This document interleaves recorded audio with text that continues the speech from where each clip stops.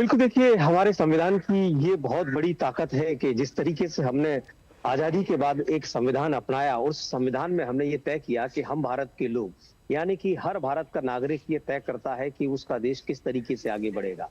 जो रिप्रेजेंटेटिव सरकार है, यानी कि हम संसदीय परंपराओं के माध्यम से अपनी सरकार चुनते हैं। प्रत्येक सांसद को चुनने के बाद जब वो प्रधानमंत्री को चुनते हैं, उसके बाद प्रधानमंत्री के द्वारा जब सरकार को चलाया जाता है, तो उसमें वित्त मंत्री का अलग रोल होता है, रक्षा मंत्री का अलग रोल होता है। अलग अलग रोल यहाँ पर डिफाइंड है। और इस रोल में अगर हम देखें कि आर्थिक समृद्धि के लिए जो पूरा का पूरा दायित्व वित्त मंत्री के पास होता है, वो बेहद अभूतपूर्व हमारे संवैधानिक प्रावधानों का हिस्सा है। क्योंकि वित्त मंत्री इस मामले में पूरी तरीके से स्वतंत्र होते हैं तमाम आर्थिक नीतियों को तैयार करने के लिए। ये जरूरी है कि वो कैबिनेट से इसका प्रस्ताव रखते हैं और उसको पारित कराया जाता है। तो जो भी वित्त मंत्री के प्रयास होते हैं, वो सभी सरकार के प्रयास माने जाते हैं। लेकिन इसमें जिस तरीके से देश के प्रथम नागरिक और देश के शीर्ष नेतृत्व राष्ट्रपति के पास जब हम ये बजट लेकर जाते हैं और उससे एक औपचारिक रूप से उनसे संस्तुति लेकर हम आगे बढ़ते हैं कि हम इस बजट को देश के सामने रखना चाहते हैं। क्योंकि बिना बजट के कोई भी देश कैसे आगे बढ़ सकता है, बिना बजट के एक परिवार आगे नहीं बढ़ सकता है, तो देश कैसे आगे बढ़ेगा। और जब कि जिस देश ने संकल्पना ये बना ली हो कि अब उसे विकसित राष्ट्र बनना है, ऐसे में इस बजट की प्रक्रिया को हम बहुत महत्वपूर्ण तरीके से हमें देखना होगा। इसमें जो जो चीजें अब लाई जा रही हैं, जो जो प्रावधान लाए जा रहे हैं, जो जो सहूलियतें दी जा रही हैं, जिन जिन दिशाओं में हम आगे बढ़ना चाह रहे हैं, वो विकसित राष्ट्र को आगे ले जाने की संकल्पना का ही द्योतक हो सकता है। तो इस वजह से अगर हम देखें तो महिलाओं के लिए, युवाओं के लिए, अगर हम कहें किसानों के लिए, और ऐसे लोग जो विकास की यात्रा में पीछे रह गए हैं, उनको सम्मिलित करने के लिए बजट में क्या क्या प्रावधान होंगे, इस पर देश की सभी की नजरें हैं। और मुझे लगता है कि ये जो बजट है, इसकी जो रूपरेखा है जो तय की गई है, जब महामहिम के पास भी इसके मामले में जाएंगे, तो एक जी। हल्का सा आभास उन्हें जरूर कराया जाएगा कि हम बजट को किस दिशा में आगे ले जा रहे हैं। और हमने देखा था, जैसे कि हम सभी अभी बता रहे हैं, आपने भी बताया कि पिछली बार राष्ट्रपति ने वित्त मंत्री को एक हमारी जो परंपराएं हैं कि हम किस तरीके से मीठा खाकर किसी भी चीज का शुभारंभ करते जी। हैं, तो इस बार किस तरीके से वो अपना आशीर्वाद उनको देती हैं, ये भी देखना होगा। जी, निश्चित तौर पर कैबिनेट की बैठक भी होनी है, किस तरह से इसका औपचारिक महत्व है, इसके बारे में भी बताएं।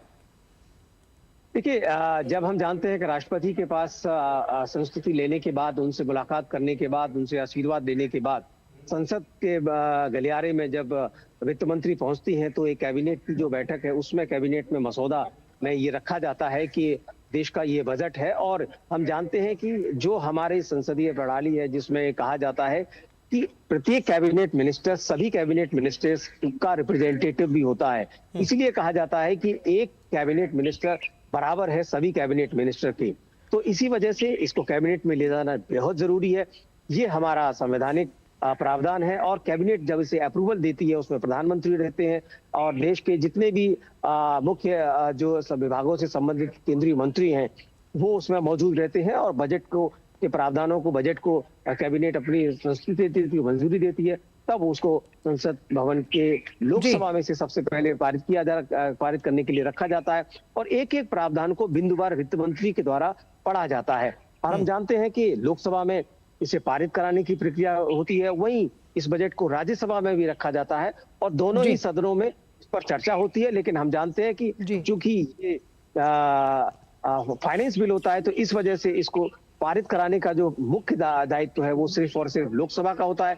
राज्यसभा इसे अपनी तरफ से इस पर चर्चा करके इसे लोकसभा को वापस भेजती है। जी, जी बिल्कुल। जी और जी, साफ निश्चित तौर तौर पर जो राष्ट्रपति का भी भाषण है, उसमें भी तस्वीर झलकती है जब हम बात करते हैं इस बार के बजट की। पर शिशिर को हम देख पा रहे हैं, आंचल, और आर्थिक राजधानी है जी बिल्कुल। और मुंबई। आज शेयर बाजार में भी स्पेशल ट्रेडिंग सेशन होने जा रहा है। एनएसई और बीएसई पर सामान्य रूप से कारोबार होगा।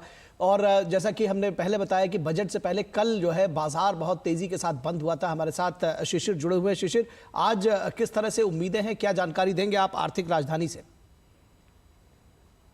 बिल्कुल, देखिए इस वक्त अगर खास तौर पर दो प्रमुख चीजें बजट को लेकर अगर मुंबई से करें, तो सबसे पहली बात तो इंडस्ट्री आखिर क्या सोचती है और बाजार इस प्रकार से किस प्रकार से रिएक्ट करेगा। पिछले कुछ 3-4 महीनों का अगर आपने जिस प्रकार से बाजार का एक आकलन किया, तो उसमें हमने देखा कि कई बार जो है सेलिंग प्रेशर रहा, बिकवाली रही बाजार पर। क्या अब इसमें यू टर्न दिखाई देगा? यह भी एक सबसे बड़ा सवाल होगा। क्या बजट के बाद कोई बदलाव होंगे? सबसे पहली बात इंडस्ट्री की करते, इस वक्त हमारे साथ संजय मारीवाल सर है, जो कि प्रेसिडेंट है इंडियन मर्चेंट चेंबर्स के। इंडस्ट्री की सबसे पहले बात करें सर, तो इंडस्ट्री इस बार क्या सोच रही है कि क्या बजट में इंडस्ट्री के लिए क्या होने वाला है खास? हमारे हिसाब से इंडस्ट्री में ज़्यादा फर्क नहीं होने वाला है। बहुत चेंजेस नहीं आएंगे, क्योंकि इसमें वित्त मंत्री के सामने सवाल यह है कि भाई डिमांड को कैसे स्टिमुलेट किया जाए, परचेजिंग पावर लोगों के हाथ में कैसे बढ़ाया जाए, और स्पेंडिंग कैसे, गवर्नमेंट का स्पेंडिंग कैसे इंक्रीज किया जाए। अगर गवर्नमेंट का स्पेंडिंग इंक्रीज नहीं होगा और कैपेक्स नहीं बढ़ेगा, जॉब्स नहीं बढ़ेंगे, तो प्राइवेट सेक्टर वाले इन्वेस्ट करना भी कम सोचेंगे। अब आप देखो तो प्राइवेट सेक्टर इन्वेस्टमेंट थोड़ा कम चल रहा है। जरूरी है कि प्राइवेट सेक्टर का इन्वेस्टमेंट बढ़ाया जाए। इन्वेस्टमेंट प्राइवेट सेक्टर का ऐसे बढ़ेगा जब डिमांड बढ़ेगी, लोगों के हाथ में पैसा आएगा, लोग ज्यादा खरीदेंगे। शिशिर, इसी पर टेक हमारे साथ यहाँ पर अमित कपूर साहब बैठे हैं, जाने माने शास्त्री हैं। कपूर साहब, इसका जिक्र सीए साहब ने भी कल किया था कि आपके पास जो 4 स्तंभ है उसमें से दूसरा ये है कि आप पब्लिक प्राइवेट पार्टनरशिप को कैसे गियर में लेकर आएंगे, और ये public private partnership purchasing power से कैसे आपकी पास पहुंचेगी। इसे बढ़ाने के लिए डोमेस्टिक लेवल पर किस तरह से काम करने की ज़रूरत है, जिसका जिक्र अभी ये उद्योग जगत से जुड़े हुए व्यक्ति भी कर रहे हैं। नहीं, अगर आप देखें जिसके अंदर आप कह रहे हैं कि परचेजिंग पावर को कैसे बढ़ाया जाए या और प्राइवेट इन्वेस्टमेंट कैसे हो, उसमें 2 चीज़ें हैं जी। अगर हम देखें इस वक्त गवर्नमेंट की तरफ से गवर्नमेंट का इन्वेस्टमेंट तो इंफ्रास्ट्रक्चर के ऊपर बहुत ज़्यादा है, और प्राइवेट सेक्टर के अंदर जो कैपिटल फॉर्मेशन है वो इस वक्त रिड्यूस्ड है। उसके लिए जो क्वेश्चन ये है कि प्राइवेट सेक्टर किस तरह से रिस्क लेगा, क्योंकि अगर हम देखें अक्रॉस द वर्ल्ड इंडिया के अंदर जो प्राइवेट सेक्टर है वो हाईली मतलब लो रिस्क टेकिंग एंटिटी है। क्योंकि अगर आप देखें तो जो छोटे एंटरप्राइज हैं वो बड़े नहीं हो रहे। गवर्नमेंट हर स्टेप लेती है जो उसके अंदर, चाहे आप अपने लोन्स की बात करें, चाहे आप इकोनॉमिक पॉलिसी की बात करें, तो वहाँ पे कोई नेगेटिव नहीं है, बट यहाँ पे रिस्क टेकिंग एबिलिटी जो है सेक्टर की बढ़नी चाहिए। और इसके ऊपर कल आनंद नागेश्वरन ने भी, जो सीए हैं, उन्होंने भी ये कहा था कि जो आपके यहाँ पे लोग हैं वो एंटरप्राइज को कैसे क्रिएट करेंगे और उस तरह वो मूवमेंट कैसे होगी, क्योंकि जो आगे फ्यूचर है इंडिया को वो एंटरप्राइज क्रिएशन और एंटरप्रेन्योरशिप के ऊपर। दूसरी बात, जब आप कहते हैं कि आपका जो how do you increase income और how do you increase disposable income, उसके लिए मेरे को लगता है कि बजट के अंदर क्लियरली ये प्रावधान होने वाला है कि जहाँ पे आप अपने इनकम टैक्स को रिड्यूस करेंगे, क्योंकि डिस्पोजेबल इनकम्स की बात जो हो रही है वो एक इकोनॉमिक इम्पेटस देता है और इकोनॉमिक ग्रोथ करता है जी, जिसके अंदर आप बात करते हैं कि अगर आप मेरे पास डिस्पोजेबल इनकम ज़्यादा है उसका इफेक्ट एक क्रॉस द बोर्ड रहेगा जी, क्योंकि अगर आप कंज्यूम ज़्यादा कर रहे हैं तो इंडस्ट्री ज़्यादा बनाएगी जी, तो उसका जो मल्टीप्लायर इफेक्ट है जिसको आप डायरेक्ट, इनडायरेक्ट और इंड्यूस्ड इम्पैक्ट कहते हैं, वो बहुत बढ़ के आता है। तो वो चीज़ जो है वो सर्टनली बढ़ के आएगी इस बजट के अंदर अगर आप ये करते हैं। और उससे एक और साइक्लिकल इफेक्ट है जिसको आप वर्चुअस साइकिल कहेंगे, कि अगर आप यहाँ पे खर्चा ज़्यादा कर रहे हैं, आपके जो लोग हैं और वो ज़्यादा कंज्यूम कर रहे हैं, उसी तरह से उसके अंदर आगे फिर इन्वेस्टमेंट भी होगी, इंडस्ट्रीज अपनी कैपेसिटी भी बढ़ाएंगी और आप आगे बढ़ते हैं।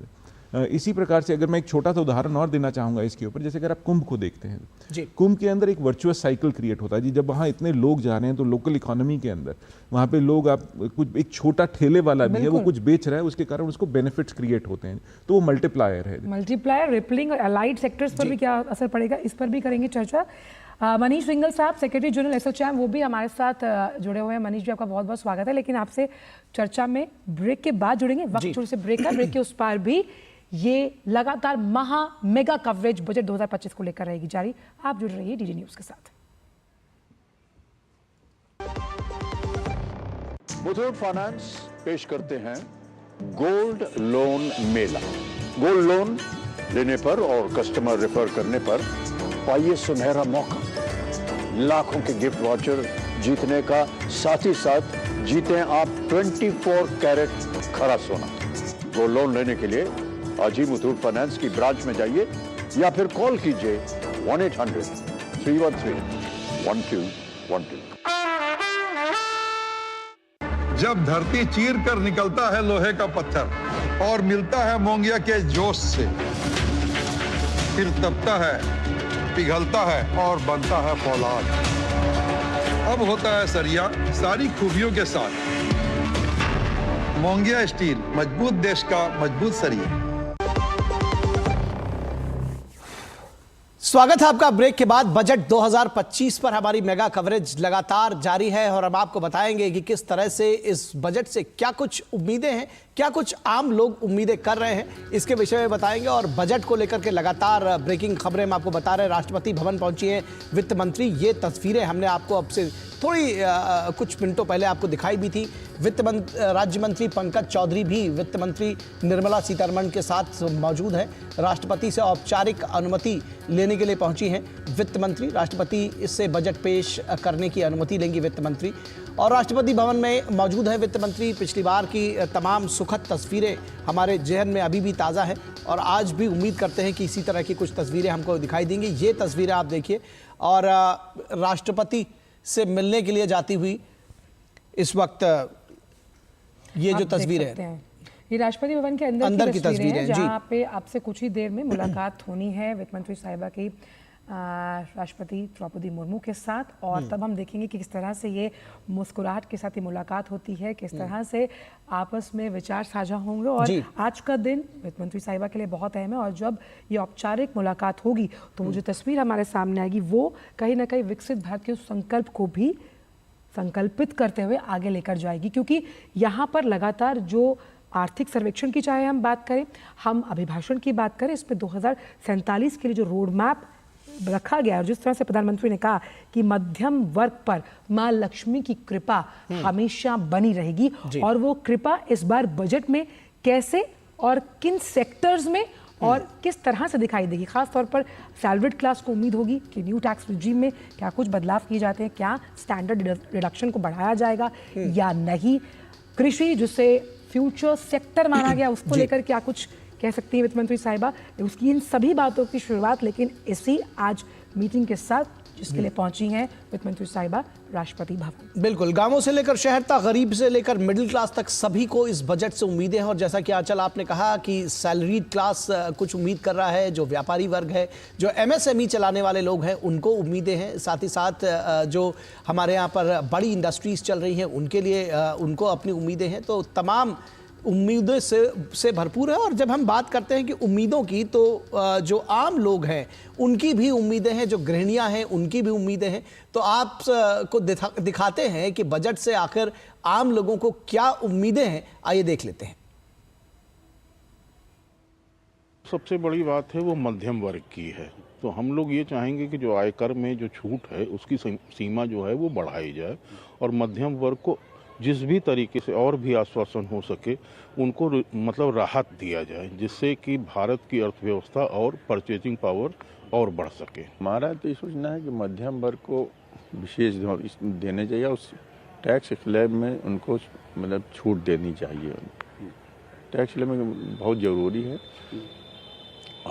विकास, ये तो सारथी सरकार तो विकास के पद पर चली रही है, लेकिन विशेष रूप से मध्यम वर्ग को बहुत ज़्यादा ध्यान देना, क्योंकि वो अपनी व्यवस्था को कोई सुनता नहीं। और हम लोग स्वर्णकार हैं, छोटे कारीगर हैं, तो हम लोगों को यही उम्मीद है कि सोने के मामले में यही उम्मीद करेंगे कि वो जो एक्साइज ड्यूटी है और जो सरकार जीएसटी ले रही है उसको थोड़े उसमें राहत देने का काम करे।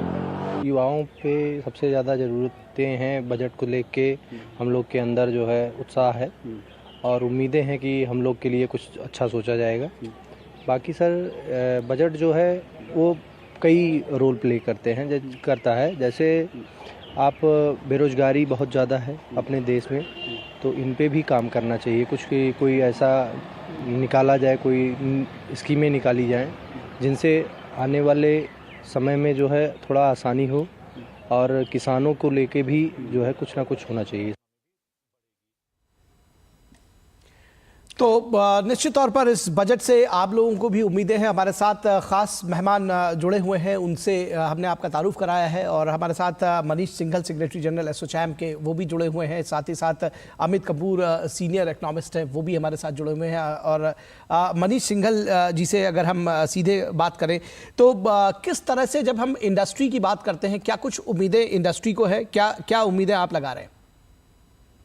देखिए, हर बजट से उम्मीदें तो इंडस्ट्री को काफ़ी होती हैं, लेकिन देखा जाए तो जो हमारी लार्ज इंडस्ट्री है उसके कंसर्न्स काफ़ी हद तक एड्रेस हो चुके हैं और वो लार्ज इंडस्ट्री मैनेज भी कर रही है जो भी इस समय गवर्नमेंट की रेगुलेशंस और एक कंप्लायंस रिजीम है।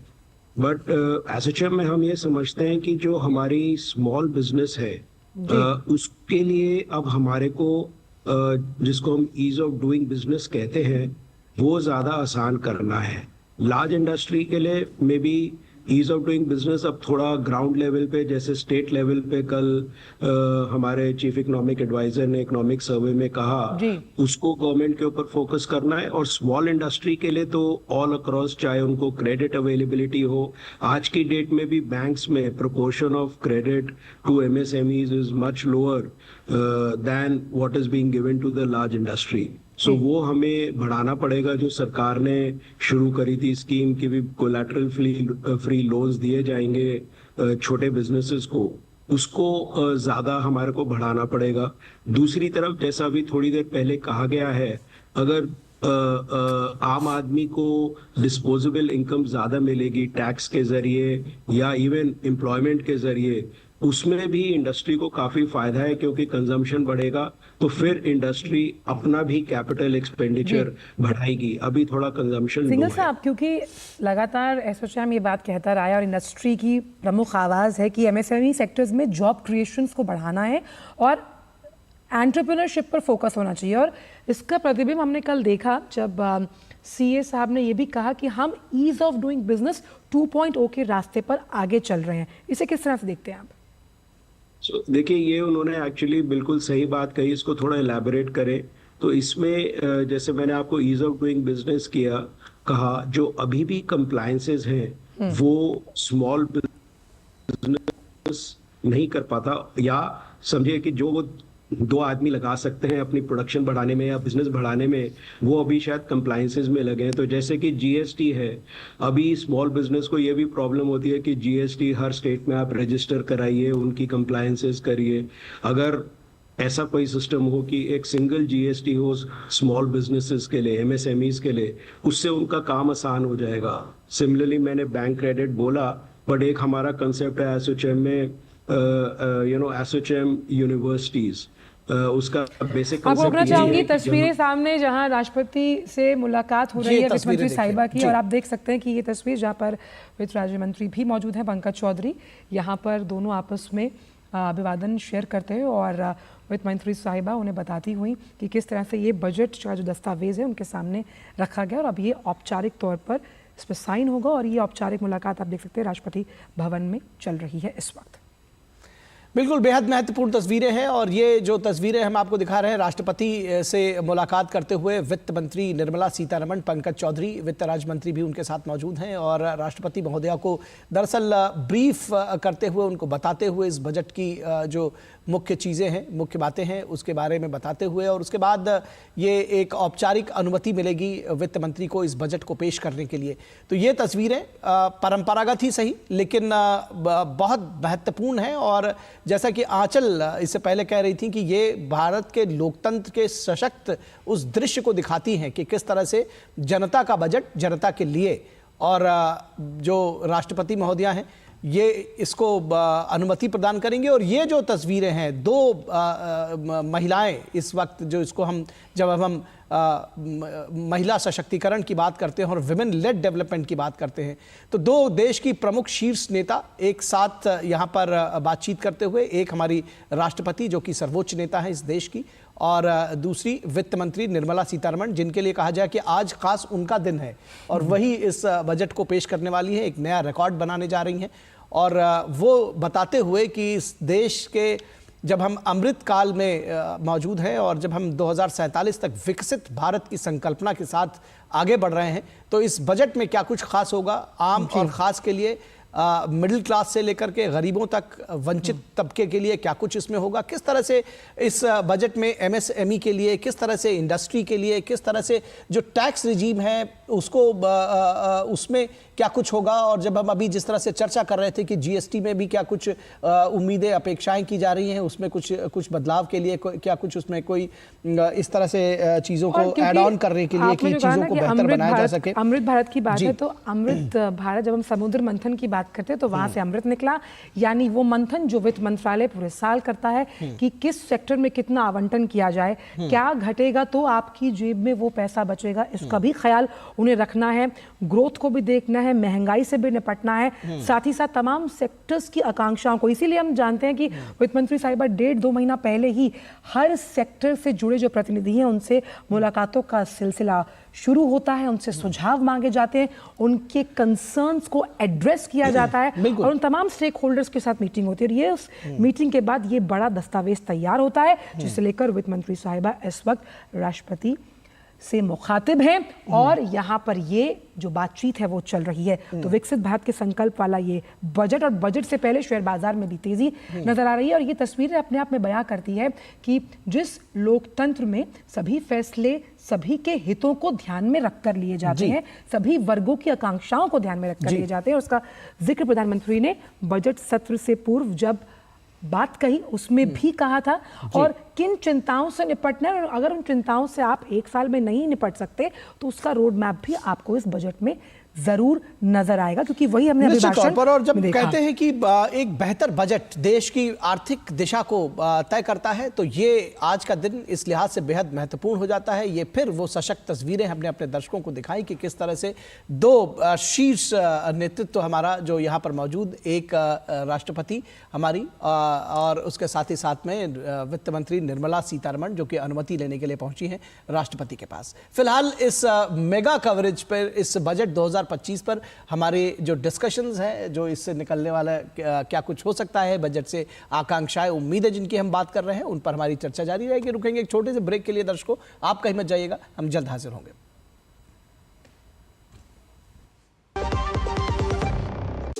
हाय मॉम, फिर से शॉपिंग? बाबूजी, आपने इसे बिगाड़ के रखा। लिमिट में करो तो कुछ बुरा नहीं होता है। बिना लिमिट शॉपिंग करेगी आपके कार्ड पे ऐड ऑन जो है। मैंने तो कार्ड पे लिमिट सेट कर दिया। अच्छा, इसके फायदे ये हैं कि रिस्क कम हो जाता है और अगर फ्रॉड भी हुआ तो तुरंत बैंक को बोल दीजिए, नुकसान कम। दादू, नेक्स्ट टाइम ये pink dress. You are the limit. Limit तो सेट है। आरबीआई कहता है जानकार बनिए, सतर्क रहिए। एक ऐसा तबका जो रिटायरमेंट के बारे में आज भी बिल्कुल नहीं सोचता, वो है औरतें। औरतें कमा के भी वल्नरेबल हैं। सो एनपीएस एक इक्वालिटी ला रहा है, हम सब एक बराबर प्लेटफॉर्म पे हैं। अपने बेहतर कल को सुनिश्चित करने के लिए एनपीएस जरूरी है। जब धरती चीर कर निकलता है लोहे का पत्थर और मिलता है मोंगिया के जोश से, फिर तपता है, पिघलता है और बनता है फौलाद। अब होता है सरिया सारी खूबियों के साथ। मोंगिया स्टील, मजबूत देश का मजबूत सरिया। ब्रेक के बाद सभी का स्वागत। और बजट पर ये महा कवरेज लगातार जारी है। हमारे साथ विशिष्ट मेहमानों का पैनल भी जुड़ा हुआ है, हमारे रिपोर्टर्स भी ग्राउंड जीरो पर मौजूद हैं। कपूर साहब यहाँ जुड़े हुए हैं। कपूर साहब, ख़ास तौर पर जो तस्वीरें हम देख रहे हैं, और ये तस्वीरें कितनी खूबसूरत हैं जब हम इस सशक्त और सबसे बड़े लोकतंत्र की बात करते हैं। लेकिन सवाल अभी भी यहाँ यही है कि तमाम चिंताओं और विषयों को ध्यान में रखते हुए एक समावेशी बजट को पेश करना अपने आप में एक बहुत बड़ी चुनौती है। आपने अगर कई बजट पढ़े और देखे ज़रूर होंगे अपने करियर में, आपको क्या लगता है कि जिन बातों का जिक्र अभी भाषण में और आर्थिक सर्वेक्षण में किया गया, प्रमुख 4 स्तंभों के अलावा सबसे बड़ा फोकस इस बार कहाँ हो सकता है? बहुत इंपॉर्टेंट क्वेश्चन है जी। और मेरे हिसाब से जो आप 3 या 4 चीज़ें जो बजट फोकस करेगा, और बिल्कुल क्योंकि और विकसित भारत की बात कर रहे हैं और 2047 की बात कर रहे हैं, तो पहली चीज़ तो जो आपका R&D के ऊपर जो फोकस है, R&D के ऊपर आपका बजट का 100% इंक्रीमेंट होगा। क्योंकि अगर आप फ्यूचर देखें तो आपकी इंडस्ट्री लेड और आपका इनोवेशन लेड होने वाला है। और ये बात सीए साहब ने भी कही कि आप मैन्युफैक्चरिंग को, इंफ्रास्ट्रक्चर को जब आगे बढ़ाते हैं तो R&D पर फोकस करने के लिहाज से आपको निजी खपत बढ़ाना बेहद जरूरी है। एब्सोल्युटली, तो R&D के ऊपर बहुत रहेगा जी। दूसरी चीज़ जो रहेगा वो स्किलिंग और हायर एजुकेशन के ऊपर है जी। अगर आप बात करें तो जैसे इस रिपोर्ट के अंदर, इस बारी की इकोनॉमिक सर्वे के अंदर बहुत क्लियरली बताया गया कि इंडिया को अपने स्किलिंग लेवल्स को बढ़ाना है और अपने एजुकेशन को भी आगे लेके जाना है। तो मेरे हिसाब से आपका स्किलिंग के ऊपर बहुत ज़्यादा बजटरी एलोकेशन होगा। आपका हायर एजुकेशन बजट, अगर मैं अपनी उम्मीद ठीक रखूं तो कम से कम 2 to 2.5 टाइम्स होगा हायर एजुकेशन, क्योंकि एक बहुत बड़ा इंपॉर्टेंट एस्पेक्ट है अगर हमें आगे लेके जाना है। और जो आप डेमोग्राफिक डिविडेंड की बात करते हैं, तीसरा जो आपका एस्पेक्ट है जहाँ पे बहुत 100% इन्वेस्टमेंट बढ़ने की बात है, वो आपका इंफ्रास्ट्रक्चर के ऊपर है, क्योंकि इंफ्रास्ट्रक्चर जो है वो एक ड्राइव करता है इकोनॉमिक ग्रोथ को, और उसके मल्टीप्लायर्स भी हैं, जैसे मैं पहले कह रहा था। तो इंफ्रास्ट्रक्चर इन्वेस्टमेंट्स बहुत होंगी। जैसे अगर आप रोड नेटवर्क की बात करते हैं, मेट्रो नेटवर्क की बात करते हैं, एक क्रॉस द बोर्ड रेलवेज की बात करते हैं, तो वो आपका इन्वेस्टमेंट 100% उसमें इंक्रीज होगा। जैसे मेरी बहुत बड़ी उम्मीद है कि आपके जैसे रेलवे नेटवर्क को आगे और सशक्त किया जाएगा, उसको मॉडर्नाइज किया जाएगा, उसको तेज़ किया जाएगा, और उसके ऊपर फोकस बढ़ेगा ही बढ़ेगा। क्योंकि अगर आपको इकोनॉमी को आगे लेके जाना है तो जो फास्ट मूवमेंट है वो बहुत इंपॉर्टेंट हो जाती है। तो जीएसटी जैसे था वो एक important fast movement of goods के लिए था, बट अब उसके अंदर आपके जो बेसिक मूवमेंट है रोड के ऊपर है उसको ठीक करना है, या बेसिक सिस्टम में वो चीज़ होगी। सो आपके इंफ्रास्ट्रक्चर के ऊपर इन्वेस्टमेंट 100% इंक्रीज होने वाली है। और चौथी चीज़ जो मुझे लगता है, आपका जो इनकम टैक्स है उसका रैशनलाइजेशन 100% होगा जी, क्योंकि अगर आप देखें बिगर कॉर्पोरेट्स के लिए तो आपने 25% टैक्स की तरह कर दिया है, आपका स्लैब है, बट जो अभी ये जो रैशनलाइजेशन है ये आपके इंडिविजुअल लेवल पे होगा। और आर्थिक सर्वे के अंदर भी कहा गया कि जो आज की तारीख में कॉर्पोरेट टैक्सेस हैं वो आपके कम कलेक्ट होते हैं देन इंडिविजुअल टैक्सेस, तो इसको रैशनलाइज किया जाएगा, और इंडिविजुअल जो टैक्सेस हैं, जो सैलरीड क्लास की बात कर रही हैं, वो रैशनलाइज की जाएंगी, और वो इम्पेटस देगा आपके कंजम्पशन बिहेवियर को और आपके डिस्पोजेबल इनकम्स को। तो ये 4 चीज़ें जो हैं वो क्लियरली बजट के अंदर आने वाली हैं। घटेगा तो जेब में पैसा बढ़ेगा, आपका स्पेंडिंग बढ़ेगा तो आप खर्चेंगे, और वो जो खर्च है वो आपको क्रेडिट ऑफ टेक लेने में अलग अलग सेक्टर्स में मददगार साबित होगा। बिल्कुल। और मनीष सिंघल साहब, जब हम आप जिस तरह से एमएसएमई सेक्टर की बात कर रहे थे, स्टार्टअप इकोसिस्टम को बेहतर बनाने के लिए बात कर रहे थे, आपने कहा कि जो जीएसटी है उसको थोड़ा बेहतर बनाया जाए, जिस तरह से कुछ चीज़ें हैं उनको और इनकॉर्पोरेट किया जाए, वो आपकी बात अधूरी रह गई थी। हाँ, मैं ये कह रहा था जीएसटी स्पेसिफिकली एमएसएमईज के लिए अगर एक one India one GST type process अगर किया जाए तो उनके कंप्लायंसेस में काफी उनका टाइम और खर्चा बचेगा। दूसरा, हमने ये कहा था कि जो आपके एमएसएमई के क्लस्टर्स हैं वहां पर अगर हम उनको कॉमन फैसिलिटीज दें, वहां पे ही हमारी बात रह गई थी, वहां हम अगर उनको कॉमन फैसिलिटीज दें एमएसएमईज को, कि भी वहां उनको स्किल सेंटर्स आसपास मिल जाएं, इंटर्नशिप्स के लिए इंटर्न्स मिल जाएं आसपास, plus common R&D facilities, common testing facilities, तो उससे भी एमएसएमईज का खर्चा बचेगा, और वो जो खर्चा बचेगा उससे उनकी प्रॉफिटेबिलिटी इंक्रीज होगी, वो प्रॉफिट्स वो आगे और बड़ा बनने में एड्रेस कर सकते हैं। जी कपूर साहब, क्योंकि खर्चा बचाने की हम यहाँ बात कर रहे हैं तो सोशल सेक्टर को भी हमें बिल्कुल ध्यान में रखना होगा, जिस पर बजट में फोकस होता है। चाहे हम रूरल डेवलपमेंट की बात करते हैं, हम बात करते हैं एजुकेशन की, हम बात करते हैं हेल्थ फॉर ऑल, और पिछले बजट में जो बहुत एक्साइटिंग था वो था कि मेंटल हेल्थ पर बात की गई थी, और इसका जिक्र इस बार के आर्थिक सर्वेक्षण में भी किया गया। तो किस लिहाज से आप हेल्थ सेक्टर में ज़्यादा आवंटन की उम्मीद करते हैं, क्योंकि इसका डिजिटल इंफ्रास्ट्रक्चर जो है वो मजबूत किया गया है पिछले कई सालों में? तो देखें, अगर किसी भी कंट्री की ग्रोथ की बात करते हैं तो उसमें 2 पहलू बहुत इंपॉर्टेंट है, एक इकोनॉमिक ग्रोथ और एक सोशल ग्रोथ या सोशल प्रोग्रेस की बात करते हैं। और इंडिया का जो पिछले 15 साल के अंदर जो फोकस रहा है वो ये दोनों चीज़ों को सशक्त करने की बात कही है कि इकोनॉमिक प्रोग्रेस और सोशल प्रोग्रेस दोनों होनी चाहिए, जिसके अंदर गवर्नमेंट बात करती है ईज़ ऑफ लिविंग की बात कर रही है कि हमें ईज़ ऑफ लिविंग कैसे बढ़ाना है। उसी प्रकार से अगर आप देखें हेल्थ के ऊपर जो आप एलोकेशन की स्पेसिफिकली बात कर रहे हैं वो एक ईज़ ऑफ लिविंग की तरफ फोकस करता है जी, कि अगर मैं ईज़ ऑफ लिविंग के अंदर हेल्थ एक बहुत बड़ा पैरामीटर है, अगर मैं अच्छी हेल्थ रखता हूं तो बेटर है। तो उसके अंदर जब आप एलोकेशन की बात करते हैं, आवंटन की बात करते हैं, उसमें बहुत क्लियर है कि हेल्थ बजट जो है इंक्रीज़ किया जाएगा। दूसरी चीज़ जो आप आर्थिक सलाहकार साहब ने भी जो बोली है, जो सीए ने बोली है कि हमारा जो एक बेसिक हाईली प्रोसेस्ड फूड्स हैं उस पर टैक्सेशन इंक्रीज होगा।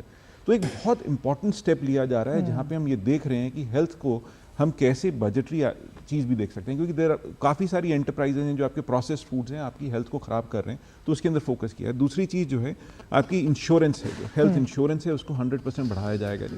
गवर्नमेंट ने ऑलरेडी उसके इंडिकेशन दिए हैं, आपके ऑलरेडी स्कीम्स हैं जहाँ पे आपका हेल्थ इंश्योरेंस और 5 लाख तक का इंश्योरेंस आपको दिया जा रहा है, और उनको उसके एम्बिट को इंक्रीज़ किया जाएगा। तो वहाँ पे एलोकेशन आपका होगा ही होगा जी। दूसरी एक और चीज़ है जहाँ मैं देखता हूँ कि एलोकेशन बढ़ने वाला है हेल्थ के अंदर, स्पेसिफिकली हायर एजुकेशन जो आपकी हेल्थ से रिलेटेड है, दैट मीन्स मेडिकल एजुकेशन के ऊपर आपका फोकस बढ़ेगा ही बढ़ेगा। उसी प्रकार से अगर हम देखें तो सिर्फ हेल्थ की बात नहीं है सोशल प्रोग्रेस में, आपने एजुकेशन की भी बात कही जी। तो एजुकेशन बजट 100% बढ़ेगा और उसके अंदर 2 लेवल्स हैं जी। अगर आप देखें तो कुछ गत दिनों में कुछ रिपोर्ट्स भी आई जिसके बताया ये तस्वीरें एक बार फिर हम आपको दिखा रहे हैं। मीठे से शुरुआत हो रही है आज के दिन की, बिल्कुल ये शानदार। अच्छा वो कहते थे ना निखिल की आज पहली तारीख है तो मीठा हो जाए, मीठा हो जाए। और ये जो दही चीनी खिलाने के जो परंपरा एक तरह से कहा जाए राष्ट्रपति महोदय ने, ये देखिए, और ये मुझे बहुत एक अभिभावक का भाव देता है। हम सबको मुझे उम्मीद है कि बहुत सारे लोगों को उनकी माओं ने परीक्षा दे जाने से पहले दही चीनी खिलाकर विदा किया होगा, किसी भी एक शुभकामनाओं के साथ, इस उम्मीद के साथ कि मेरा बच्चा जो है वो बेहतर करेगा। और यही भाव, ये जो अभिभावक का भाव है, ये अपने आप में सचमुच अभिभूत करने वाला है, बहुत छू लेने वाला है। क्योंकि एक जब हम औपचारिकता की बात करते हैं, औपचारिकता होती है कि भाई आप राष्ट्रपति से मिलने के लिए गए, उन्होंने अनुमति दे दी और आप जाइए। लेकिन जो ये तस्वीरें हैं ये दिखा रही हैं कि किस तरह से ये एक औपचारिकता से ऊपर हटकर एक अभिभावक का भाव, ये भाव, एक शुभकामनाएं जो हैं वो साफ तौर पर दिखाई देती हैं। ये जो शुभ चिंतक होने के साथ साथ कैसे आपको तमाम उन दुआओं, उन आशीर्वादों को समेटते हुए इस चम्मच में वो सभी कुछ है अमृत वर्षा के साथ, क्योंकि हम शहद को उन 5 अमृतों में गिनते हैं, मीठे को आप उसमें गिना जाता है। तो ये वो जो 5 प्रण है हमारे, जिनका जिक्र प्रधानमंत्री करते हैं, ये उस 5 प्रण को भी कहीं ना कहीं आत्मसात करता है। आप देख सकते हैं हल्के क्रीम रंग की साड़ी में वित्त मंत्री साहिबा मधुबनी आर्ट से ओतप्रोत ये साड़ी साफ तौर पर नजर आ रही है। यहाँ पर ये दही चीनी खिलाकर आज के उस दिन की शुरुआत, जहाँ पर आगे आने वाले सालों में भारत की आर्थिक परिदृश्य को लिखा गया है और वो आपके सामने पेश किया जाएगा। और यहाँ पर ये भी देखना बहुत अहम है निखिल कि जिस आशीर्वाद की हम बात कर रहे हैं, कहते हैं ना कुछ चीजें दुआ को कहते हैं ना, कुछ काम आए ना आए, आपकी दुआ और आशीर्वाद जरूर काम आता है। तो यहाँ पर ये भाव भी कहीं ना कहीं मजबूत और निश्चित तौर पर। और ये जो आप देख रहे हैं राष्ट्रपति महोदया की तरफ से, मैं बहुत अभिभूत होता हूँ ऐसी चीजों को देख करके। वो बहुत भावुक महिला है और बहुत जिसको कहते हैं कि उसके साथ ही साथ उनके जो संकल्प है वो बहुत दृढ़ हैं।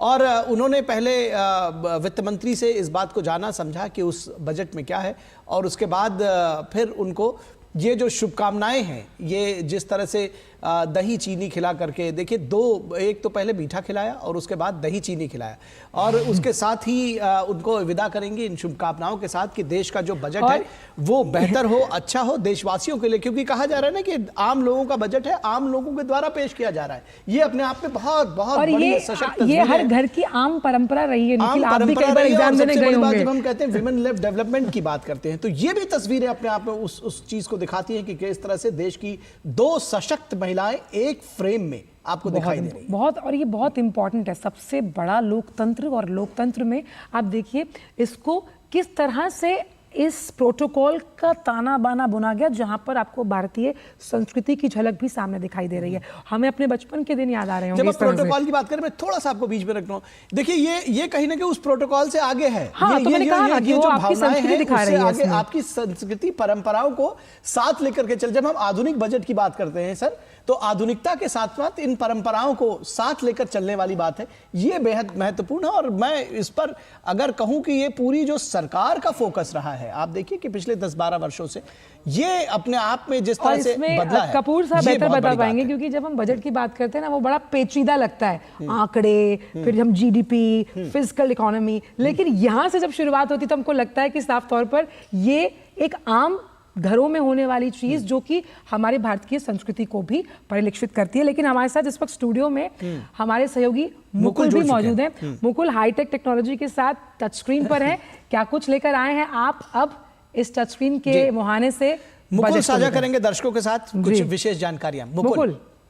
हिल और आंचल, देखिए बजट 2025 की बात की जाए, बहुत कुछ इसमें खास रहने की उम्मीद जताई जा रही है। और उम्मीद जब बढ़ती है, आखिर वो क्या वजह है, किस वजह से जो उम्मीद है वो बढ़ती नजर आती है, इसकी जानकारी जो है अपने दर्शकों को हम यहाँ देने की कोशिश करेंगे कि आखिर क्या पिछले बजट में खास रहा, इस बार के बजट में क्यों खास माना जा रहा है? हमने अभी बजट फोकस की बात की जाए या किस तरीके से अलग अलग मिनिस्ट्रीज के बजट की हम बात करें, सेक्टर वाइज हम बात करें, क्या कुछ अलग अलग सेक्टर्स को दिया गया, साथ ही जब राज्यों के बजट आवंटन की हम बात करते हैं, अलग अलग राज्यों को किस तरीके से किन म्याद में जो बजट है वो आवंटित किया गया, और इसी कड़ी में जो मेन सेक्टर्स हैं वो काफ़ी महत्वपूर्ण हो जाते हैं कि किस तरीके से अलग अलग सेक्टर्स को सरकार जो है मजबूती प्रदान कर रही है। और उसी में जब हम बात करते हैं जो प्रमुख सेक्टर्स हैं उनकी, फिर चाहे हम कृषि क्षेत्र की बात करें कि यहाँ पे किस तरीके से दलहन और तिलहन में आत्मनिर्भर बनाने के लिए जो दलहन तिलहन मिशन की शुरुआत की गई, आयात पर जो निर्भरता थी उसको कैसे कम किया जाए, आत्मनिर्भर हम हो सकें, साथ ही साथ हॉर्टिकल्चर यानी सब्जी उत्पादन क्लस्टर का जो विकास है वो किया जाए जिससे किसानों को और ज़्यादा मजबूती जो है वो मिल सके। इसके साथ साथ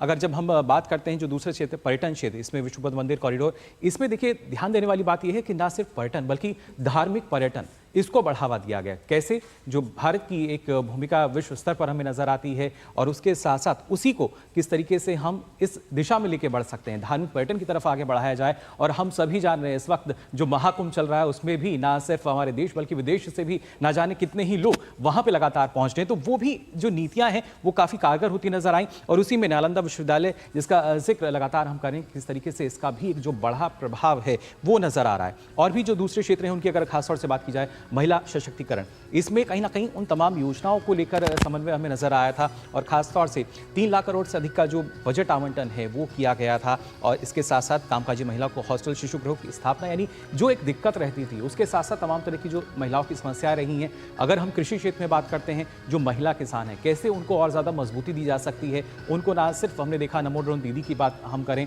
या इसके अलावा जो सहकारिता क्षेत्र से महिलाएं जुड़ रही हैं, स्वयं सहायता समूह से जो जुड़ रही हैं, हर एक क्षेत्र में जो महिला सशक्तिकरण है उसकी जो झलक है वो नजर आई। और इस बार के बजट में भी माना जा रहा है कि इस क्षेत्र में और भी कुछ महत्वपूर्ण हो सकता है। शिक्षा क्षेत्र की अगर बात की जाए तो लगातार उच्चतर शिक्षा के लिए 10 लाख रुपए का जो ऋण की व्यवस्था की गई, युवाओं को प्रमुख कंपनियों में इंटर्नशिप का मौका दिया गया।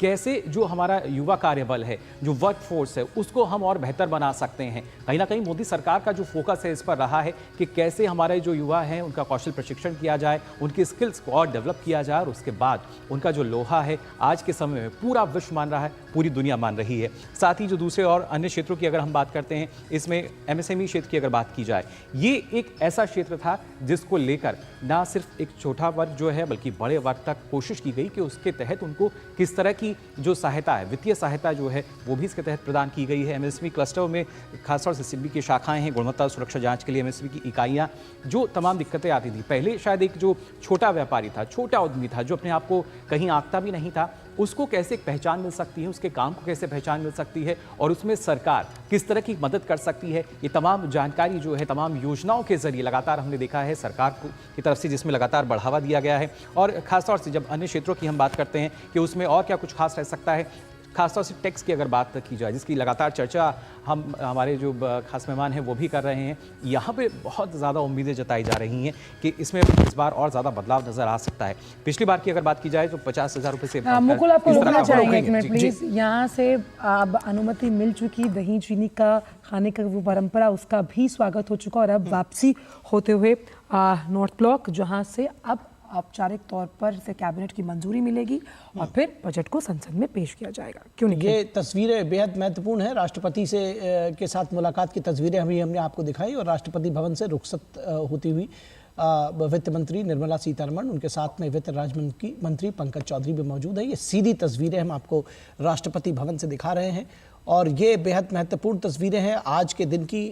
लगातार जो घटनाक्रम है वो परंपरागत तरीके से आगे बढ़ रहा है। पहले नॉर्थ ब्लॉक गई वित्त मंत्री निर्मला सीतारमण, उसके बाद फिर राष्ट्रपति महोदया के पास वो पहुंची, वहां से उन्होंने शुभकामनाएं भी प्राप्त की, अनुमति भी प्राप्त की, एक अभिभावक का आशीर्वाद भी प्राप्त किया और उसके बाद ये आप देख रहे हैं कारों का काफिला वित्त मंत्री का ये नॉर्थ ब्लॉक की तरफ जाता हुआ। और उसके बाद आज बेहद महत्वपूर्ण कैबिनेट की बैठक होगी और उसमें बजट को जो है मंजूरी दी जाएगी और 11 बजे दिन में इस बजट को पेश किया जाएगा। तो ये जो सारा घटनाक्रम है उसी हिसाब से चलता हुआ, कहने के लिए तो ये परंपराओं का पालन है, लेकिन इनमें बहुत कुछ छिपा हुआ है आज देश के लिए, अर्थव्यवस्था के लिए, आर्थिक जगत के लिए, आम लोगों के लिए बेहद महत्वपूर्ण दिन, बेहद खास दिन, क्योंकि जब इसको कहते हैं कि अर्थनीति बिना धन के कुछ होता नहीं है और उस धन का आवंटन किस तरह से होगा ये आज तय किया जा रहा है। चलिए वापस चलते हैं मुकुल, आप अपनी बात पूरी कीजिए क्योंकि आप लगातार वो प्रमुख सेक्टर बता रहे हैं जहां जिस तरह से आवंटन पिछले बजट में किया गया और उसका सकारात्मक असर हमने देखा है। जी बिल्कुल आंचल, जिस तरीके से हम बात कर रहे हैं धन आवंटन को लेकर, सेक्टर्स के बारे में हमने जानकारी दी अपने दर्शकों को, लेकिन जब बात करते हैं धन आवंटन की, और निखिल भी बात कर रहे थे कितना महत्वपूर्ण हो जाता है ऐसे में, खासतौर से जब हम राज्यों के बजट आवंटन की बात करते हैं, किस तरीके से राज्यों को देखिए जो बजट आवंटन है वो किया गया है। आंध्र प्रदेश की अगर देखिए बात की जाए तो आप देख सकते हैं 50,474 करोड़ रुपए का आवंटन बजट 2024-25 में किया गया। इसके साथ साथ जो दूसरे बजट की अगर बात की जाए अगर अरुणाचल प्रदेश की, चलिए मुकुल आपके पास वापस आएंगे, फिर से टेक्नोलॉजी से समझेंगे और प्रमुख जो टेम्पलेट ये सीधी तस्वीरें हम बीच-बीच में दर्शकों को दिखाते रहेंगे। जी बिल्कुल, ये हमारा काम है क्योंकि यही लाइव विजुअल्स जो है एनरिच करते हैं आपकी मेमोरी को भी। अब देखिए राष्ट्रपति भवन के प्रांगण से वापसी होती हुई नॉर्थ ब्लॉक तक और उसके बाद कैबिनेट की बैठक के बाद सीधा बजट को पेश किया जाएगा।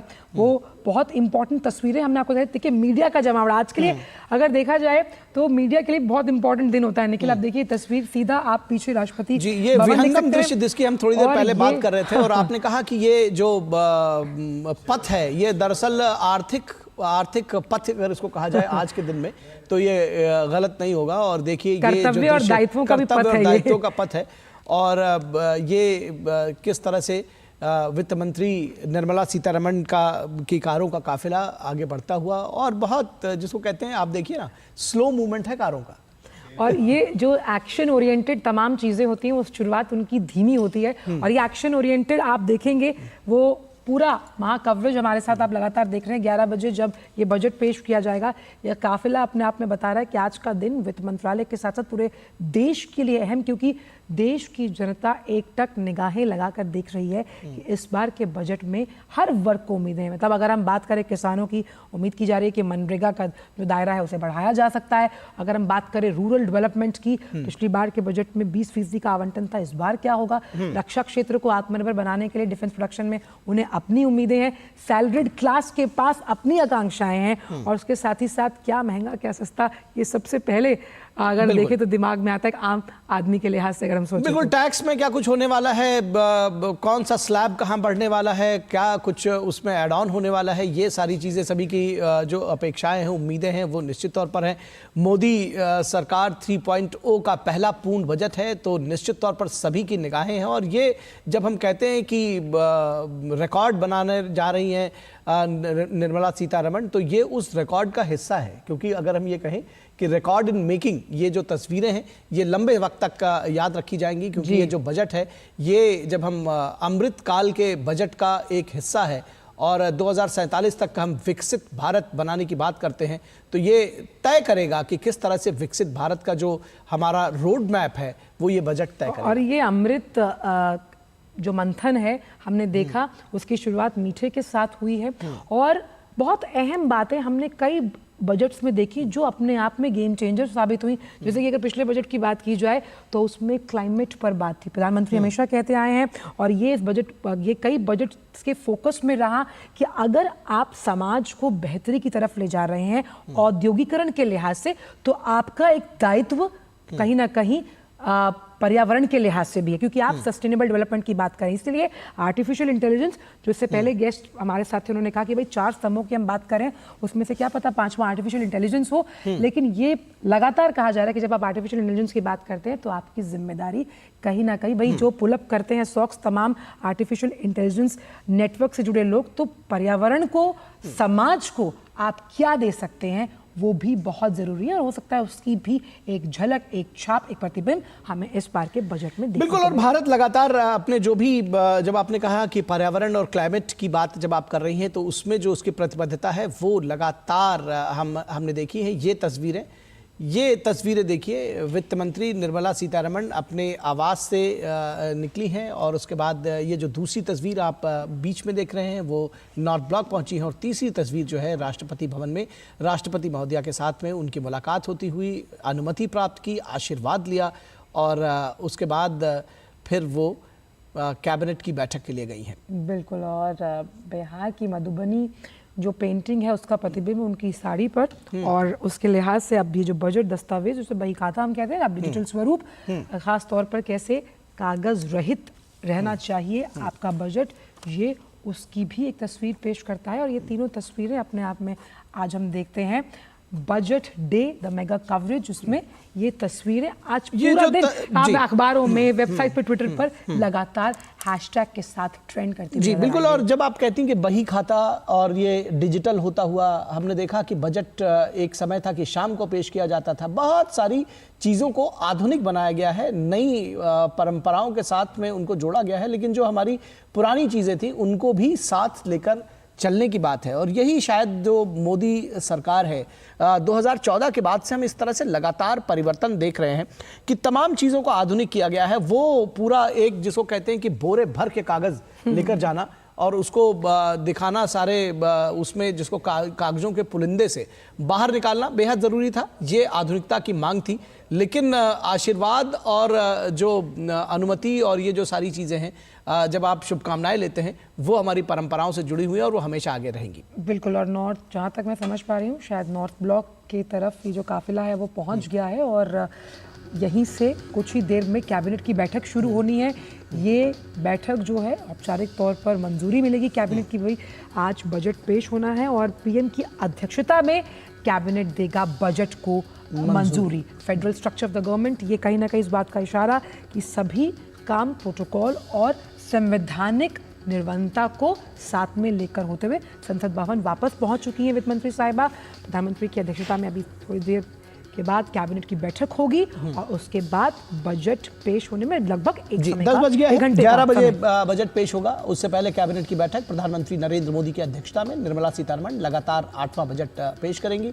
राष्ट्रपति महोदया से अनुमति लेकर आई है, अनुमति के साथ आशीर्वाद भी प्राप्त किया है और फिर ये जो केंद्रीय कैबिनेट की बैठक होने जा रही है उसमें इस बजट को अनुमति दी जाएगी। तो ये सारी तस्वीरें बेहद सशक्त, बेहद महत्वपूर्ण और देश के अर्थव्यवस्था के लिहाज से, आम लोगों के लिहाज से बहुत महत्वपूर्ण, बहुत इनके मायने हैं। तो कुछ देर में होगी कैबिनेट की बैठक और उसमें इस बजट के जो तमाम प्रावधान हैं, जो बजट है, उसको अनुमति प्रदान की जाएगी। कपूर साहब, खासतौर पर जो बजट टीम है, अगर हम उसमें देखें तो बजट टीम का काम कितना पेचीदा होता है। चलिए आप वापस पहुंच चुकी हैं नॉर्थ ब्लॉक। कपूर साहब, लगातार ऐसे होता रहेगा, हम पिचिंग यहाँ करेंगे फिर वापस, लेकिन ये बताना भी जरूरी है, वापस पहुंच चुकी है नॉर्थ ब्लॉक इस वक्त संसद भवन में वित्त मंत्री साहिबा। तमाम कैमरे उनको फॉलो करते हुए, एक भी झलक जो है, एक भी एक्सप्रेशन उनका अननोटिस ना जाए। और अब इसके बाद कैबिनेट की बैठक होनी है। प्रधानमंत्री, जब आप एक्सप्रेशन की बात करती हैं, आप देखिए सच में एक्सप्रेशन जो है वो बल्कि कपूर साहब, मैं चाहूंगा इस पर भी आप कमेंट करें। जो उनकी बॉडी लैंग्वेज है, जो उनके चेहरे का एक्सप्रेशन है, कॉन्फिडेंस है, क्या कहेंगे आप? क्वेश्चन है कि अगर मैं कॉन्फिडेंस की बात कर रहा हूं, उसके अंदर तो इंडिया को कॉन्फिडेंस होने की जरूरत भी है और हम कॉन्फिडेंट शेप में भी हैं। अगर आप इस वक्त इकोनॉमिक ग्रोथ की बात करें, पिछले सालों के अंदर इंडिया का जो एवरेज ग्रोथ रेट रहा है वो 7% से ऊपर है और इस साल भी हमारा लगभग 6.8% के करीब रहने की उम्मीद है। तो ये बॉडी लैंग्वेज तो उस क्या कहते हैं प्रतिस्पर्धा को दिखाता ही है जी। उसी हमारी प्रारंभ से आई है आपके पास। हाँ जी, तो वहाँ से है। अब तो वो चीज़ आपको एक अकॉम्प्लिशमेंट दे रही है, वही एक आपको एक कॉन्फिडेंस दे रही है। बट उसी तरह से जब उससे अगर आप देखें, जो ग्रोथ स्टोरी की हम बात करते हैं और उम्मीद रखते हैं और बजट से जो रखते हैं, जिससे आप कह रहे हैं कि जो 2047 विजन है वो बहुत क्लियरली स्पेल्ड आउट है जी। अगर आप देखें, जैसे अगर हम पिछली बारी का बजट देखें और पिछले 10 साल के बजट देखें, वो पूरे के पूरे बजट जो है वो प्रावधान 2047 की तरफ कर रहे हैं। आपने बहुत इंपॉर्टेंट बात की कि जो एक क्लैरिटी है वो हमेशा से, यानी कि जब कोविड के बाद पहला बजट पेश किया था वित्त मंत्री साहिबा ने, उन्होंने ये साफ कहा कि हम वी शेप इकोनॉमी पर आ गए हैं। मतलब ये अपने आप में कोविड के बाद अब वापस ट्रैक पर आना भारत के लिए बहुत इंपॉर्टेंट था। तो उस लिहाज से क्लैरिटी ऑफ थॉट हमेशा से वित्त मंत्री साहिबा के दिमाग में रहा, उनकी बजट टीम के दिमाग में रहा कि भाई हमें इस तरह से स्पेसिफाइड होकर आगे चलना है। वो क्लैरिटी हमेशा से थी उनके पास, 100% क्लैरिटी थी। क्योंकि अगर आप ये देखें, ये प्रधानमंत्री जी ने तो आई थिंक 2019 में पहली बार कहा था कि हमारे को एक विकसित भारत बनना है 2047 में। तो वो क्लैरिटी इन माइंड हमेशा से रही और वो चीज़ आपके विजन को आपको आगे बढ़ा रहा था। और स्पेशली जब आप कोविड की बात करते हैं, वो एक काफ़ी नेगेटिव पीरियड था इंडिया के लिए। और अभी कल परसों ही जो आपकी असर रिपोर्ट आई है, जो आपने एजुकेशन लेवल्स की बात कर रहा है, उसमें वो क्लियरली बोल रहे हैं कि जो इंडिया का फाउंडेशनल लर्निंग गैप था वो ओवरकम कर लिया गया है और वो पिछले 3 सालों में ओवरकम किया गया। जिसकी पहले उम्मीद थी, जो एक्सपर्ट्स बोल रहे थे कि 6 से 8 वर्ष लग जाएंगे उसको कवर करने के लिए, वो अपने 3 सालों में किया। तो वो विजन जो है वो बहुत क्लियर था कि हमें इस तरह के जो गैप्स हुए कोविड के कारण, चाहे लर्निंग लॉसेज हैं, चाहे इंफ्रास्ट्रक्चर के ऊपर इशूज़ हैं, चाहे हेल्थ है, उन सब चीज़ों को क्लियरली उसके ऊपर फोकस किया गया और लेके जाया गया। जो clarity of focus of 2047, high income country, developed country, जिसके अंदर हर आदमी की जो पर कैपिटा इनकम है वो $18,000 होनी चाहिए आज के परिप्रेक्ष्य में, तो वो बहुत क्लैरिटी दे रहा है कि इंडिया को आगे क्या करना है। जैसे अगर हम आपके आर्थिक सर्वेक्षण की भी बात करते हैं, उसमें इन्होंने बोला कि कंप्लायंस बर्डन हटना चाहिए। कंप्लायंस बर्डन क्यों हटना चाहिए? वो आपकी कंपनीज की प्रोडक्टिविटी को आगे बढ़ाएगा। आपको एजुकेशन पे या स्किलिंग पे क्यों फोकस करना है कि वो आपके डेमोग्राफिक डिविडेंड को बढ़ाएगा। तो हर वक्त अगर आप देखें एक सेट पैटर्न है जी, जिसको मैं कहता हूँ कि एक 4S फ्रेमवर्क है जो गवर्नमेंट हमेशा अडॉप्ट करती है, और वो चीज़ मैंने competitiveness road map for India at 100 भी लिखा था, जो मैंने EAC PM के साथ वो रिपोर्ट लिखी थी जी, जिसके अंदर हमने कहा 4S क्या है। शेयर्ड प्रॉस्पेरिटी की बात करते हैं कि हर आदमी को साथ में लेके जाना है। सोशल प्रोग्रेस की बात करते हैं जी, सोशल प्रोग्रेस जिसके अंदर आप कह रहे हैं एजुकेशन, हेल्थ वगैरह की जो है। थर्ड है जी कि हमारा जो है सस्टेनेबिलिटी, जिसके अंदर अभी आपने कहा क्लाइमेट चेंज वगैरह की बात है, तो उसका हम किस तरह से देख रहे हैं, क्योंकि इसके अंदर आप EV की बात करें, एथनॉल की बात करें, उसके अंदर बहुत फोकस रहा है हम लोगों का। और एक लास्ट पॉइंट जो फोर्थ जो है वो रेजिलियंस, सॉलिड की बात है। अगर हम देखें जो ग्लोबल हेडविंड्स हैं, और ग्लोबल हेडविंड्स ऐसा नहीं है कि इंडिया को मिली नहीं है जी, पिछले 5-7 साल तो काफ़ी टफ रहे हैं जी अक्रॉस द वर्ल्ड। पहले मतलब अगर आप देखें कोविड हो गया, उसके बाद आपके वॉर्स हो रही हैं, उसके बावजूद जो इंडिया का ग्रोथ है वो बेटर है। तो वो सॉलिड और रेजिलियंस कैसे क्रिएट करी जाए, तो ये 4 पिलर्स हैं जो गवर्नमेंट हमेशा अडॉप्ट कर रही है और उसके साथ लेके जा रही है आगे। हाँ, उसके बाद अगर आप क्या कहते हैं कि आपने कंट्री को कैसे ग्रो करना है, उसके बाद आप कंपेटिटिव फेडरलिज्म की बात करते हैं, आप शहरों की बात करते हैं, हर चीज़ एक सर्टन पर्सपेक्टिव से और एक चीज लेंस से देखी जा रही है। उसी के ऊपर जब आपने क्वेश्चन किया कि एक बजट बनाना कितना कॉम्प्लिकेटेड है, बजट बनाना एक काफ़ी कॉम्प्लिकेटेड एक्सरसाइज होती है जी, क्योंकि आपको बैलेंस करना है। एक किसी भी देश के पास बेइंतहाशा पैसा तो होता ही नहीं, मतलब एक लिमिटेड रिसोर्स है हमारे पास, उस रिसोर्स को आप कैसे यूज़ करेंगे और कैसे एलोकेट करेंगे। आपको डिफेंस भी देखना है, आपको इंफ्रास्ट्रक्चर भी देखना है, आपने अपने सोशल सपोर्ट को भी देखना है। तो हर चीज़ को आप देखते हुए, हर पहलू को देखते हुए आप उसको बैलेंस करते हैं, और it's a very good exercise in itself, very complicated exercise. तो मेरे हिसाब से जो आपका फाइनेंस मिनिस्ट्री जो करती है, hats off to that whole process कि वो इस तरह के कॉम्प्लिकेटेड प्रोसेस को कैसे ले सकती है, और कीपिंग फोकस इन माइंड कि हमारे को 2047 में एक डेवलप्ड कंट्री बनना है। और ये जो आपने बात की वो बहुत इंपॉर्टेंट है कि भाई हम रेगुलेशन की बात हमेशा करते हैं, लेकिन डीरेगुलेशन पर यहाँ बात हुई, इन्वेस्टमेंट की बात हमेशा होती है, लेकिन डिसइन्वेस्टमेंट से भी हम निवेश लेकर आते हैं, और ये भी कॉम्प्लिकेटेड लेकिन एक अहम प्रोसीजर है। इस पर भी करेंगे चर्चा। बाकी छोटे से ब्रेक का आप जुड़ रहिए DG न्यूज़ के साथ। क्या आप जीवन में अनहोनी घटनाओं की चुनौती से सुरक्षित है? सुरक्षा का भरोसा नेशनल इंश्योरेंस के साथ। प्रोडक्ट्स की एक विशाल रेंज जो सुरक्षित रखे आपके जीवन के हर पहलू को, चाहे हो सेहत, घर, गाड़ी या business. Prompt service, hassle free process, fair settlements और कैशलेस फैसिलिटी के लिए टाई अप। हमारी वेबसाइट या अपने करीबी NIC ऑफिस में जाए। नेशनल इंश्योरेंस 1906 से आपके भरोसेमंद इंश्योरेंस पार्टनर। जब धरती चीर कर निकलता है लोहे का पत्थर और मिलता है मोंगिया के जोश से, फिर तपता है, पिघलता है और बनता है फौलाद। अब होता है सरिया सारी खूबियों के साथ। मोंगिया स्टील, मजबूत देश का मजबूत सरिया। क्या आप जीवन में अनहोनी घटनाओं की चुनौती से सुरक्षित है? सुरक्षा का भरोसा नेशनल इंश्योरेंस के साथ। प्रोडक्ट्स की एक विशाल रेंज जो सुरक्षित रखे आपके जीवन के हर पहलू को, चाहे हो सेहत, घर, गाड़ी या बिजनेस। ये है वो तो बहुत निंदनीय है, और सोनिया जी ऐसे परिवार से आती हैं तो उनके लिए एक आदिवासी महिला इस देश का राष्ट्रपति बनना उनको पच नहीं रहा है, तो इसलिए इस तरह का बातें की हैं।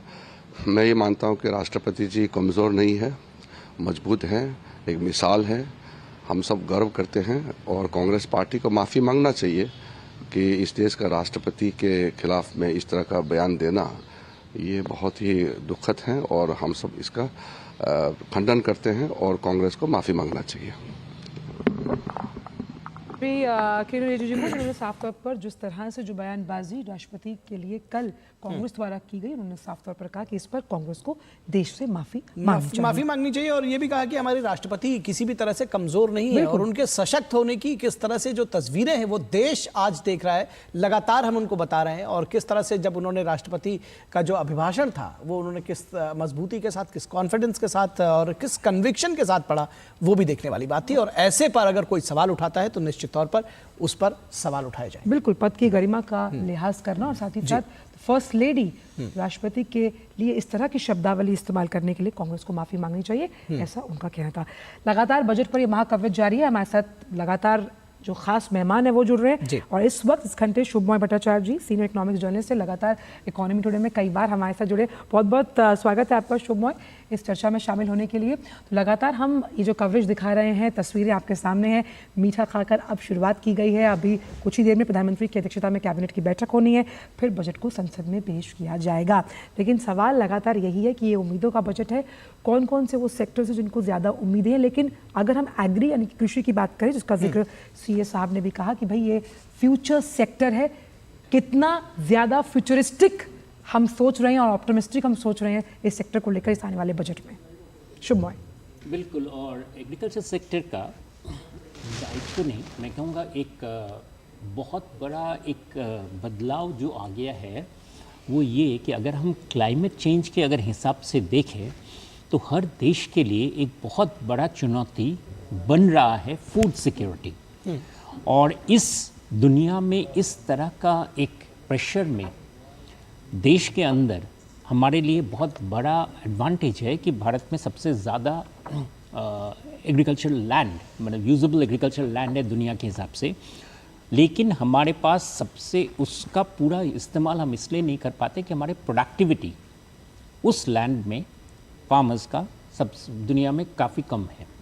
और जैसे मैं अभी सुन रहा था, अभी ये सारी चीज़ें जो अगर हम इस चीज़ में अगर हम डेवलपमेंट ला सके तो हमारे लिए एक बहुत बड़ा इकोनॉमिक सिक्योरिटी बन जाता है। अगर हमारे एग्रीकल्चरल सेक्टर में एक डाइवर्सिफिकेशन यानी कि नए क्रॉप्स, दूसरे क्रॉपिंग पैटर्न में फार्मर सेंट्रिक कि फार्मर्स को डायरेक्टली उसका बेनिफिट मिले, और तीसरा उससे चलते फूड प्रोसेसिंग सेक्टर में इजाफा आए।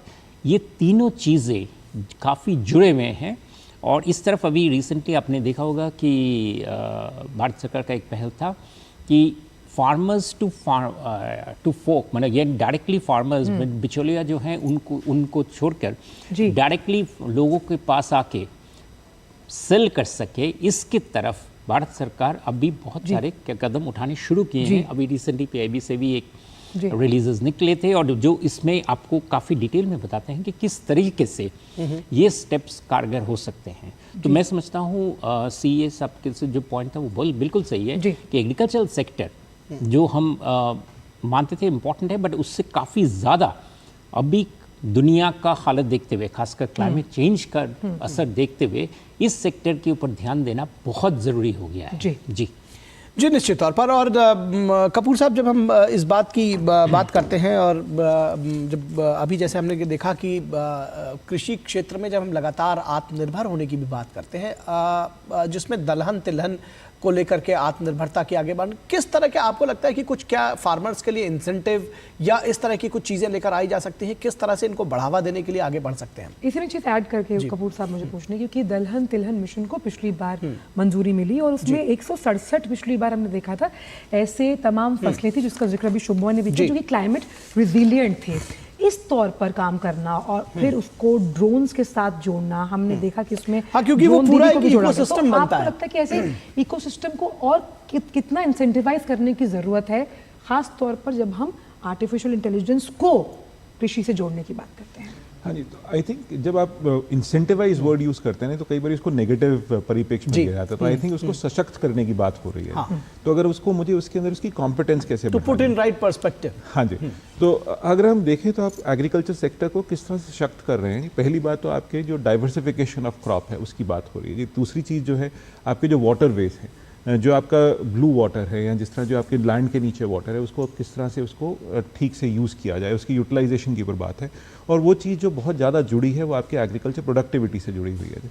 अगर ये एग्रीकल्चर प्रोडक्टिविटी बढ़ाने के लिए आपको क्या क्या चीज़ों का इस्तेमाल करना है, आप AI की बात करें, आप मैकेनाइजेशन की बात करें, वो सब चीज़ें यहाँ पे गवर्नमेंट फोकस कर रही है। और आगे जो चीज़ है, अगर आप देखें फार्मर की प्रोडक्टिविटी अगर बढ़ रही है तो उसकी इनकम लेवल्स कैसे बढ़े, तो उस पर आप MSP की बात कर रहे हैं, आप क्रॉप डाइवर्सिफिकेशन की बात कर रहे हैं। और अक्रॉस द बोर्ड इस चीज़ को देखा गया है कि फोकस जो गवर्नमेंट है क्लियरली कर रही है कि फार्मर प्रोडक्टिविटी बढ़नी चाहिए, उनके इनकम लेवल्स बढ़ने चाहिए। हाँ, कई ऑफ कोर्स जो आपके ग्लोबल प्रेशर्स हैं उसके अंदर आपकी जो इंडिया के अंदर थोड़ा सा जो चैलेंज इस वक्त ये है कि जो आपकी इंडियन प्राइसेस हैं कई प्रोडक्ट्स की वो ग्लोबल प्राइसेस से ज़्यादा है। तो गवर्नमेंट का फोकस ये भी रहेगा कि इन सेक्टर्स में स्पेशली वीट और राइस के अंदर प्रोडक्टिविटी कैसे बढ़े, क्योंकि वो थोड़ा स्टैग्नेंट हो गया है जी। स्पेशली जैसे आपके जो स्टेट्स थे पंजाब और हरियाणा, स्पेशली पंजाब में प्रोडक्टिविटी बहुत कम हुई है। बट आपके मध्य प्रदेश है, अगर आप देखें, या बिहार देखें, वहाँ प्रोडक्टिविटी इंक्रीज़ हुई है। इंसिडेंटली सबसे ज़्यादा प्रोडक्टिविटी इंक्रीज़ एग्रीकल्चर में बिहार में हुई है in the last few years.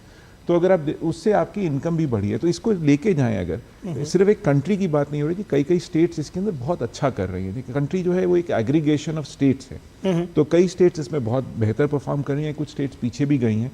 But अगर आप आगे देखते हैं तो गवर्नमेंट विल फोकस कि आपकी स्टेट्स को किस तरह से फोकस किया जाए एग्रीकल्चर के ऊपर। उसी प्रकार से आपकी आर्टिफिशियल इंटेलिजेंस, ड्रोन टेक्नोलॉजी, जिससे आप अपने पेस्टिसाइड्स वगैरह आप जो डाल रहे हैं वो क्लियरली उसके अंदर किया जाएगा। शुभ, यहाँ हमने तमाम सेक्टर्स पर चर्चा तो हम लगातार कर ही रहे हैं, लेकिन अगर हम एनर्जी ट्रांजिशन की बात करें, जिसका जिक्र कल के आर्थिक सर्वेक्षण में था, कैसे एनर्जी ट्रांजिशन और एनर्जी सिक्योरिटी को लेकर जो CS साहब उन्होंने कहा कि कैसे हमें आगे बढ़ना है। एनर्जी ट्रांजिशन को आप कितना इम्पोर्टेंट मानते हैं एनर्जी सिक्योरिटी के लिहाज से जब हम नवीकरणीय ऊर्जा की बात करते हैं? बहुत ये चैलेंजिंग एरिया है, और चैलेंजिंग एरिया इसलिए है क्योंकि कल डॉक्टर अनंत नागेश्वर ने एक बहुत इम्पोर्टेंट मसले की तरफ हमारा ध्यान आकर्षित किया। उन्होंने कहा कि एनर्जी ट्रांजिशन के साथ साथ एनर्जी सिक्योरिटी, इन दोनों चीज़ों को एक साथ हमें देखना पड़ेगा। अगर हम इस चीज़ को अगर देखें तो उन्होंने एक खास चीज़ की तरफ हमारा ध्यान आकर्षण किया कि द ट्राइलेमा ऑफ चैलेंज, मतलब एक ट्राइलेमा है कि हम ये तीनों चीज़ों को एक साथ नहीं कर सकते हैं। तो तीनों चीज़ क्या है? एक तरफ तो हम चाहते हैं कि हमारे ऊर्जा का स्रोत ज़्यादा बने जी। दूसरी तरफ ये है कि हमारी एनर्जी, हमारे कंपनीज जो हैं, हमारे जो वो इंडस्ट्री, वो कम्पिटिटिव रहे दुनिया के बाजार में।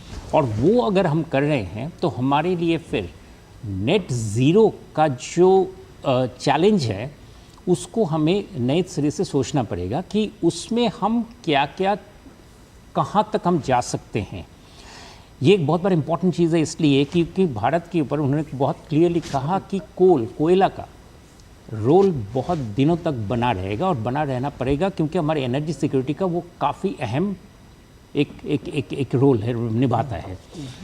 और एनर्जी प्रोविजनिंग, आज कोई भी क्षेत्र ऐसा नहीं है जिसमें इलेक्ट्रिसिटी का ज़रूरत नहीं है। इलेक्ट्रिसिटी का इनफैक्ट जितना बढ़ रहा है वो उससे कहीं ज़्यादा बढ़ जाएगा। खासकर हम जैसे GCC की बात कर रहे हैं, ग्लोबल कैपेबिलिटी सेंटर्स, अगर हम जब बात कर रहे हैं आर्टिफिशियल इंटेलिजेंस, इन सभी चीज़ों में रोल ऑफ एनर्जी बहुत, जितना हम अभी हमारे पास टोटल कैपेसिटी है अबाउट 460 गीगावाट का, उससे कहीं ज़्यादा बढ़ जाएगा हमारे डिमांड। उस डिमांड को रखने के लिए, उस डिमांड को पूरी करने के लिए, साथ में हमारे इलेक्ट्रिक व्हीकल्स के भी जो डिमांड्स बढ़ रहे हैं, उन सब को देखते हुए हमें कुछ डिसीशंस लेने पड़ रहे हैं जो आपात दृष्टि से लगता है कि वो शायद ट्रांजिशन की तरफ नहीं जा रहा है, लेकिन उन्होंने समझा है कि ये चीज़ को हमें समझाना पड़ेगा कि ये ट्रांजिशन फ्यूल जैसे नेचुरल गैस, इन सभी चीज़ों का इस्तेमाल ज़्यादा करना पड़ेगा। कोयले का खासकर हमारे पास जो एबिलिटी है उसको सुपर क्रिटिकल कोयला, सुपर क्रिटिकल जी। फिलहाल एक ब्रेकिंग न्यूज़ हम आपको बता दें, और जिस तरह से हम लगातार बता रहे हैं कि थोड़ी देर में कैबिनेट की बैठक होने जा रही है जिसमें इस बजट को मंजूरी मिलेगी। और बजट से पहले रक्षा मंत्री राजनाथ सिंह ने बयान दिया है। बेहद महत्वपूर्ण ये बयान कहा जाएगा कि समाज के सभी वर्गों के लिए लाभदायक होगा बजट। ये उम्मीद उन्होंने जताई है, ये आशा जताई है और समाज के सभी वर्गों के लिए लाभदायक होगा बजट। वित्त मंत्री कैबिनेट बैठक के लिए पहुंच चुकी हैं और ये जो कैबिनेट बैठक है वो अब से थोड़ी देर में शुरू होगी और उसमें इस बजट को मंजूरी दी जाएगी। बिल्कुल, सभी वर्गों को ध्यान में रखने वाला बजट, ये कहना है रक्षा मंत्री राजनाथ सिंह को। और ख़ास तौर पर समावेशी विकास को कैसे सर्वांगीण विकास के तौर पर आगे लेकर जाएगा ये बजट और सभी वर्गों के लिए, समाज के सभी वर्गों के लिए लाभदायक। बिल्कुल, और ये वही सभी वर्ग है जिनका जिक्र हम लगातार सुबह से कर रहे हैं, जिसमें हम बात करते हैं ज्ञान यानी गरीब, युवा, अन्नदाता और साथ ही महिला, और कैसे इन सभी वर्गों को समावेशित तौर पर लाभ पहुंचाया जाएगा। तो कैबिनेट में बजट के सभी प्रस्तावों को मिली है मंजूरी। जी शुभ, आप अपनी बात पूरी कीजिए। तो इसी संदर्भ में हम एनर्जी सिक्योरिटी की जब बात करते हैं तो उसमें रिन्यूएबल एनर्जी ऑब्वियसली बहुत बड़ा रोल रहता है, लेकिन साथ में जो हमारे जो ट्रेडिशनल फ्यूल हैं उनका कितना अच्छी तरीके से हम खपत कर सकते हैं, कितना इस्तेमाल कर सकते हैं, ये देखना बहुत ज़रूरी है। और ये चीज़ों को देखते हुए ही तभी हम हमारे जो नेट ज़ीरो की हमारे जो टारगेट्स हैं उसके तरफ हम आगे बढ़ेंगे। तो हमारे टारगेट्स की तरफ तो हम आगे बढ़ रहे हैं। 500 गीगावाट्स का हमारा जो लक्ष्य है 2030 तक, उसकी तरफ हम जा रहे हैं। साथ में अगले साल हम बाय 2035 तक हमारा क्या टारगेट्स होंगे उसका भी हम रूपरेखा प्रस्तुत करेंगे। और मुझे बहुत कॉन्फिडेंस है कि भारत सरकार उस पर भी काफ़ी जोर शोर से आगे अपना कदम कदम करेंगे। अगर हाइड्रोजन एनर्जी सबकी बात है, इन सभी चीज़ों की तरफ होगा, लेकिन द क्रिटिकल पार्ट ये है कि हमारी एनर्जी कॉम्पिटिटिवनेस, एनर्जी सिक्योरिटी और नेट ज़ीरो में हमें काफ़ी सोच विचार करके हमारे जो जो जो फ्रेमवर्क है वो तैयार करने पड़ेंगे। ये मुझे लगता है कि कल का इकोनॉमिक सर्वे का ये काफ़ी अहम मसला था, एक अहम कमेंट्री था जिसको हमें गौर करना पड़ा। उम्मीद करते हैं कि इसको एड्रेस किया गया होगा बजट में। लेकिन वक्त एक छोटे से ब्रेक का है हमारे इस महा कवरेज में। आप इस खास पेशकश के साथ जुड़े रहिए। वक्त एक छोटे से ब्रेक का। क्या आप जीवन में अनहोनी घटनाओं की चुनौती से सुरक्षित है? सुरक्षा का भरोसा नेशनल इंश्योरेंस के साथ। प्रोडक्ट्स की एक विशाल रेंज जो सुरक्षित रखे आपके जीवन के हर पहलू को, चाहे हो सेहत, घर, गाड़ी या business. Prompt service, hassle free process, fair settlements और कैशलेस फैसिलिटी के लिए टाई अप। हमारी वेबसाइट या अपने करीबी NIC ऑफिस में जाए। नेशनल इंश्योरेंस 1906 से आपके भरोसेमंद इंश्योरेंस पार्टनर।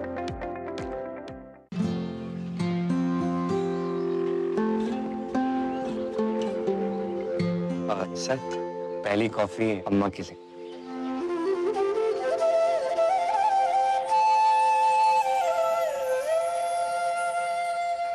जब अपनों का साथ हो तभी होता है शुभ आरंभ। इसीलिए सिर्फ मुथूट फाइनेंस सदियों से देता आ रहा है और नई शुरुआत में अपनों जैसा भरोसा। Muthoot Finance, India's #1 most trusted financial services brand. हर शुभ आरंभ में अपनों जैसा भरोसा। तो गोल्ड लोन के लिए अभी फोन कीजिए 1-800-313-1212।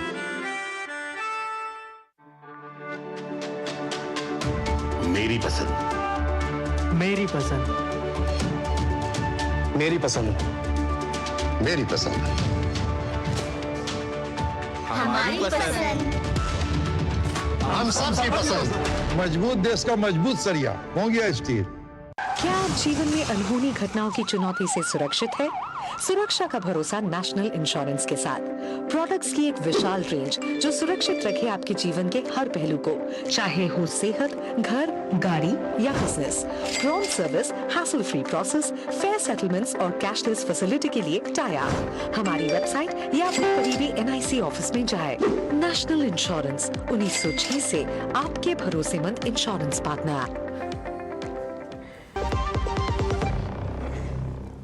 स्वागत है आपका ब्रेक के बाद और बजट पर महा कवरेज हमारी। बजट 2025, इस कार्यक्रम में हम लगातार आपको बजट से जुड़ी आशाएं, आकांक्षाएं और उम्मीदों की बात कर रहे हैं। और इस वक्त बजट में राज्यों का आवंटन क्या कुछ हो सकता है, क्या कुछ उम्मीदें हैं, इसको लेकर के हमारे साथ हमारे सहयोगी मुकुल जुड़ रहे हैं और वो बताएंगे कि क्या कुछ उनके पिटारे में है, वो क्या जानकारी देंगे। Over to you Mukul.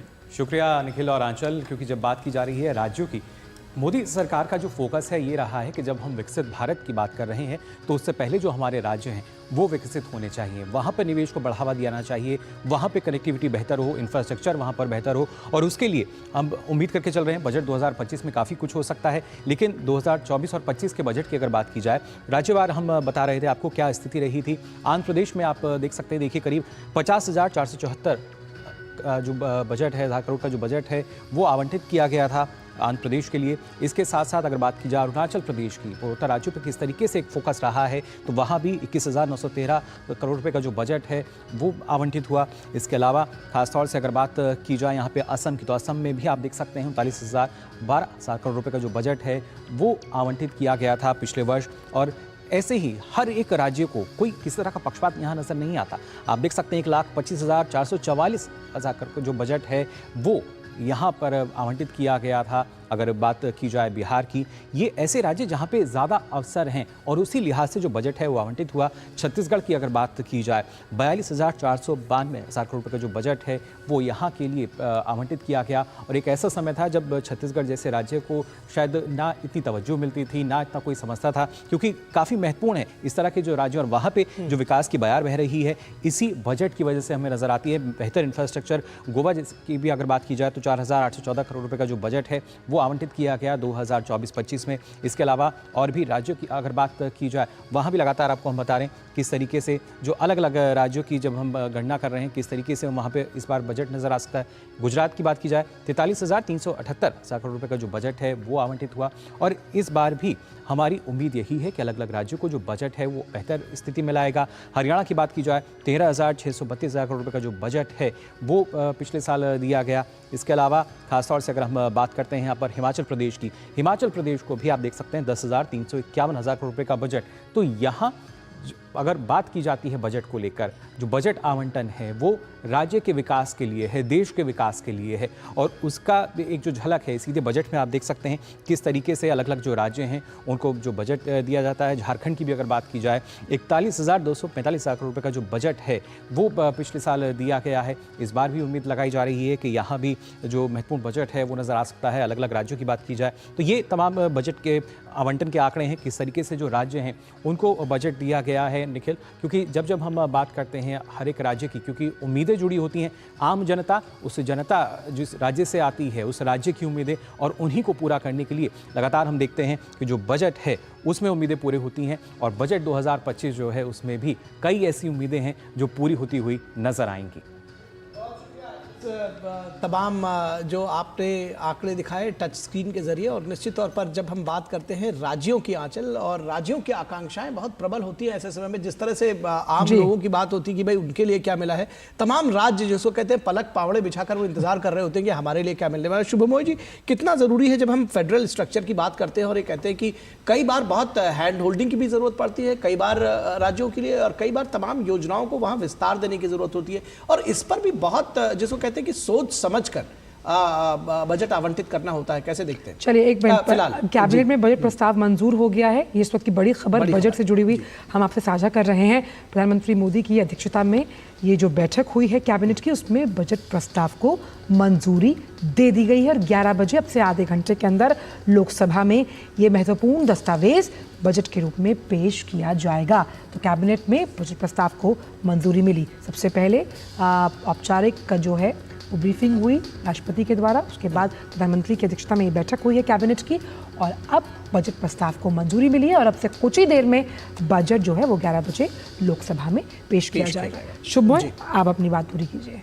अच्छा जी, जो आप बात कर रहे थे कि राज्यों के साथ केंद्र का किस तरह का एक अंडरस्टैंडिंग, शुभमोय आपको थोड़ी देर के लिए रोकना चाहेंगे। आज इस तरह की तमाम सारी ब्रेकिंग चीज़ें आएंगी और ग्राउंड जीरो पर हमारे संवाददाता शैलेंद्र मिश्रा मौजूद हैं, वो इस बैठक से जुड़ी और जानकारी के साथ हमारे साथ जुड़ रहे हैं।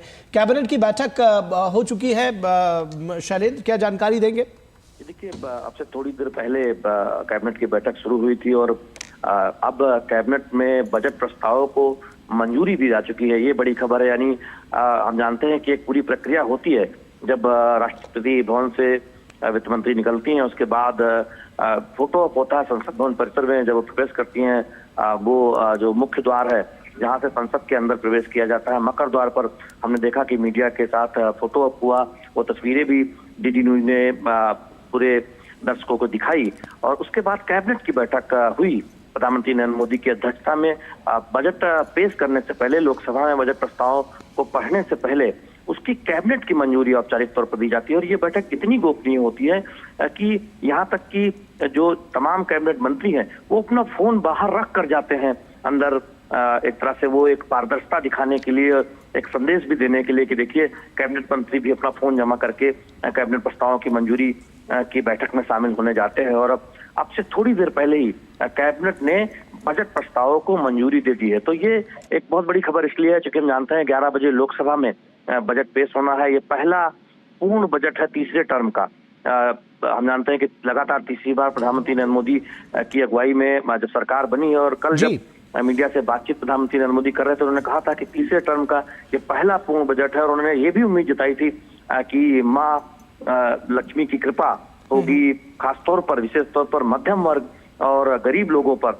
तो बड़ी उम्मीदें हैं इस बजट से। उन बजट प्रस्तावों को मंजूरी दे दी गई है। बड़ी खबर यही है कैबिनेट की बैठक में और प्रधानमंत्री नरेंद्र मोदी की अध्यक्षता में यह बैठक हुई जिसमें जो बजट प्रस्ताव है उनको मंजूरी दी गई है। तो आप सभी को इंतजार है कि जब 11 बजे बजट भाषण वित्त मंत्री निर्मला सीतारमण पढ़ेंगी लोकसभा में। ठीक है, बहुत शुक्रिया इस तमाम बातचीत और जानकारी के लिए शैलेंद्र। और एक बार वापस लौटते हैं शुभमोय भट्टाचार्य जी, आप अपनी बात पूरी करें। केंद्रीय और राज्य सरकारों में बजट के हम बहुत सारी चीज़ें देखते हैं, लेकिन बजट का जो खासकर जो पार्ट ए होता है जिसमें जो सारे स्कीम्स वगैरह का जो प्रधान वित्त मंत्री एक्सप्लेन करते हैं, जो खासकर भारत की जो डेवलपमेंट प्रक्रिया है, जो प्रोजेक्ट्स हैं, उन सभी चीज़ों के ऊपर वो जो अपना एक तरफ पिछले साल के क्या अनुभव रहे हैं और इस साल आगे चलते हुए अगले वित्त वर्ष में किस तरह का वो प्लान्स लाने हैं, ये सारे प्लान्स के में प्रमुख भूमिका निश्चित ही होता है केंद्र राज्य सरकारों का।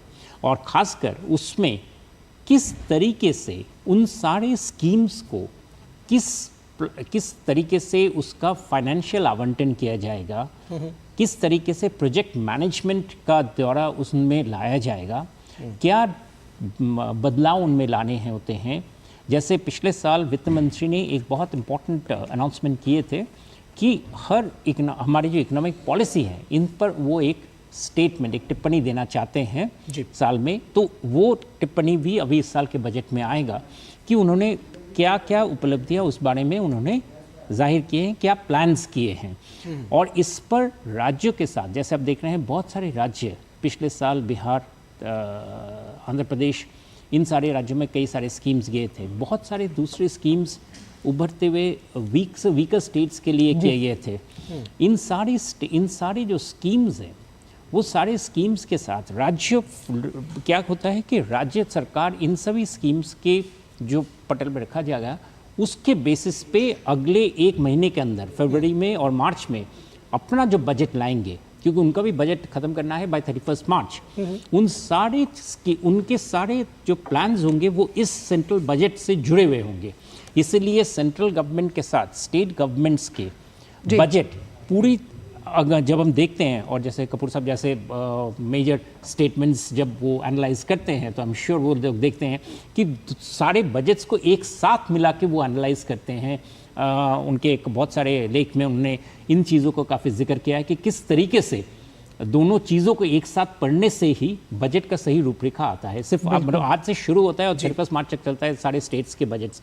उन सारी चीज़ों के एक साथ को मिलाकर ही हम बजट प्रोसेस को कंप्लीट मानेंगे। जी, और इस बजट पर जो हमारी चर्चा है इसको आगे बढ़ाएंगे, लेकिन उससे पहले यहाँ रुकेंगे एक छोटे से ब्रेक के लिए। और ब्रेक के बाद जब वापस लौटेंगे तो मैं आपसे विदा लेना चाहूँगा और मेरे साथ मेरे सहयोगी असीम मिश्रा इस मेगा कवरेज को आगे बढ़ाएंगे। तो मुझे इजाज़त दीजिए और रुकेंगे एक ब्रेक के लिए। अपने बिजनेस को दे नई उड़ान। सेंट्रल बैंक ऑफ इंडिया का सेंट बिजनेस लोन उद्योगपतियों और व्यवसाय इकाइयों के लिए 25 करोड़ तक का लोन, आकर्षक ब्याज दर और कोई प्री पेमेंट चार्ज नहीं। अधिक जानकारी के लिए नजदीकी शाखा से संपर्क करें। एड्रेस घर का या वेबसाइट का। चल पड़े हैं गाँव, चल पड़ा इंडिया, चल पड़े हैं गाँव, चल पड़ा इंडिया। गेहूं धान बाजरा जवार मैदानों में, छोटे छोटे धंधे या बड़े कामों में, फूलों के पॉलीहाउस, सब्जियों के बागानों में, सोलर बदल रहा है रात को उजालों में। फाइनेंशियल इंक्लूजन से टेक्निकल रेवोल्यूशन, हर जगह जमा रहा है पावर गाँव इंडिया। वर्ष 1982 से गांव-गांव को देश की मुख्य धारा से जोड़ रहा है नाबार्ड। गांव बढ़े तो देश बढ़े। चल पड़े हैं गाँव, चल पड़ा इंडिया, इंडिया। कुछ पल नहीं दिशा दिखाएं, कुछ पल हिम्मत बढ़ाएं,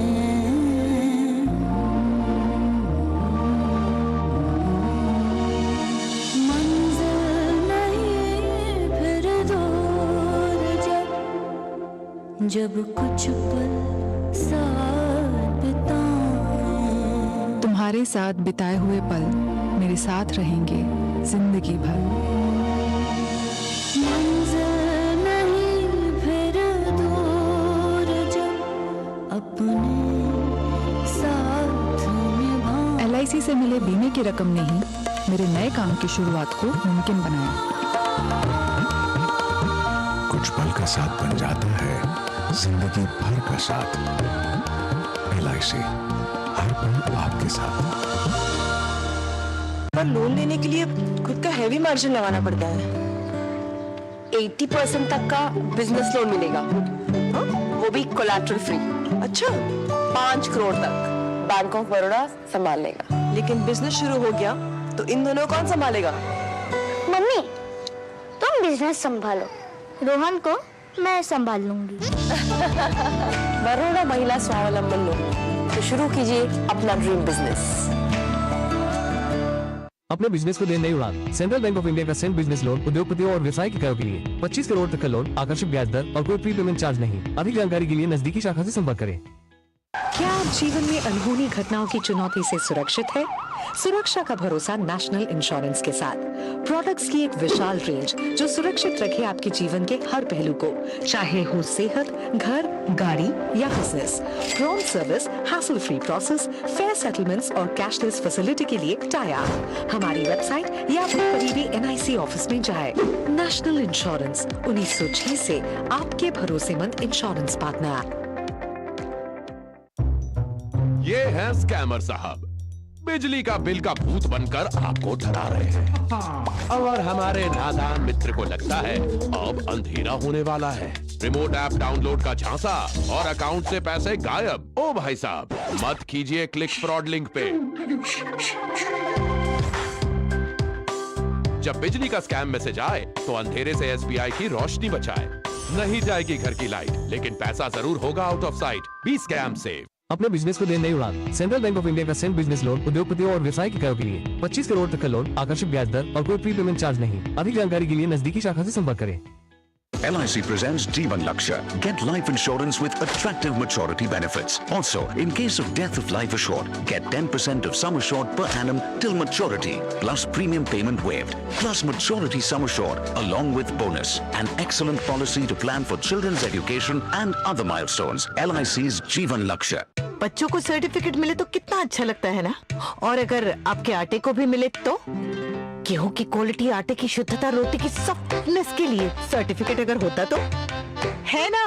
आशीर्वाद आटा का क्वालिटी सर्टिफिकेट। पैक स्कैन करो, खुद चेक करो। आशीर्वाद आटा, क्वालिटी का वादा, लिख के ले लो। अपने बिजनेस को दे नई उड़ान। सेंट्रल बैंक ऑफ इंडिया का सेंड बिजनेस लोन उद्योगपतियों और व्यवसाय के कार्यों के लिए 25 करोड़ तक का लोन, आकर्षक ब्याज दर और कोई प्री पेमेंट चार्ज नहीं। अधिक जानकारी के लिए नजदीकी शाखा से संपर्क करें। सुनो, एक अच्छी इंश्योरेंस पॉलिसी AI से पूछते हैं। एक ऐसी पॉलिसी जिसमें प्रीमियम पेमेंट हो लिमिटेड पर इनकम आती रहे लाइफ टाइम। LIC का जीवन उत्सव। एक ऐसी पॉलिसी जो दे होल लाइफ इंश्योरेंस कवर भी। LIC का जीवन उत्सव। वाओ, चलो तो LIC की जीवन उत्सव पॉलिसी ही लेते हैं। मैं भी तुमसे यही कह रही थी। LIC का Jeevan Utsav. Lifetime celebration मनाइए। LIC के जीवन उत्सव के साथ फ्यूचर सेट है। अपने बिजनेस को दे नई उड़ान। सेंट्रल बैंक ऑफ इंडिया का सेंड बिजनेस लोन उद्योगपतियों और व्यवसाय के कार्यों के लिए 25 करोड़ तक का लोन, आकर्षक ब्याज दर और कोई प्री पेमेंट चार्ज नहीं। अधिक जानकारी के लिए नजदीकी शाखा से संपर्क करें। ये है स्कैमर साहब, बैंक कर्मचारी बनके आपको कॉल करते हैं। ये कह रहे हैं एटीएम कार्ड की डिटेल दो वरना अकाउंट ब्लॉक हो जाएगा। जैसे ही जानकारी मिलती है स्कैमर शॉपिंग शुरू करते हैं। ओ मैडम रुक जाइए, कभी भी अपने कार्ड डिटेल्स फोन पे मत दीजिए। एसबीआई की टिप से आप बन जाओगे एंटी स्कैम चैंपियन। पूछते हैं आपके अकाउंट का हाल, पर असलियत में ये है स्कैमर्स की चाल। B scam safe.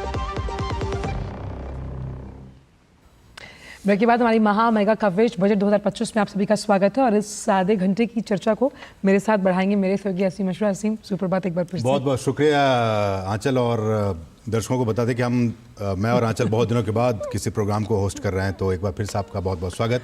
और जैसा कि हमने बताया कि अब से कुछ ही देर के बाद बस 21 मिनट का वक्त बचा है जब वित्त मंत्री निर्मला सीतारमण संसद में बजट को पेश करने वाली हैं और पूरे भारत की निगाहें, हर वर्ग की निगाहें इस बजट पर बनी हुई है कि क्या कुछ निकल कर सामने आता है। कुछ शॉट्स, कुछ हमारे पास फ्रेश शॉट्स आए हैं, वो हम आपको दिखा देते हैं पार्लियामेंट के भवन से, संसद भवन से, जहां वित्त मंत्री निर्मला सीतारमण पहुंची हुई हैं। और ये वो दृश्य अब से कुछ देर पहले की जहां पे वित्त मंत्री, वित्त राज्य मंत्री और तमाम जो ऑफिसर्स हैं वित्त मंत्रालय के, वो इस वक्त वहाँ पे मौजूद हैं।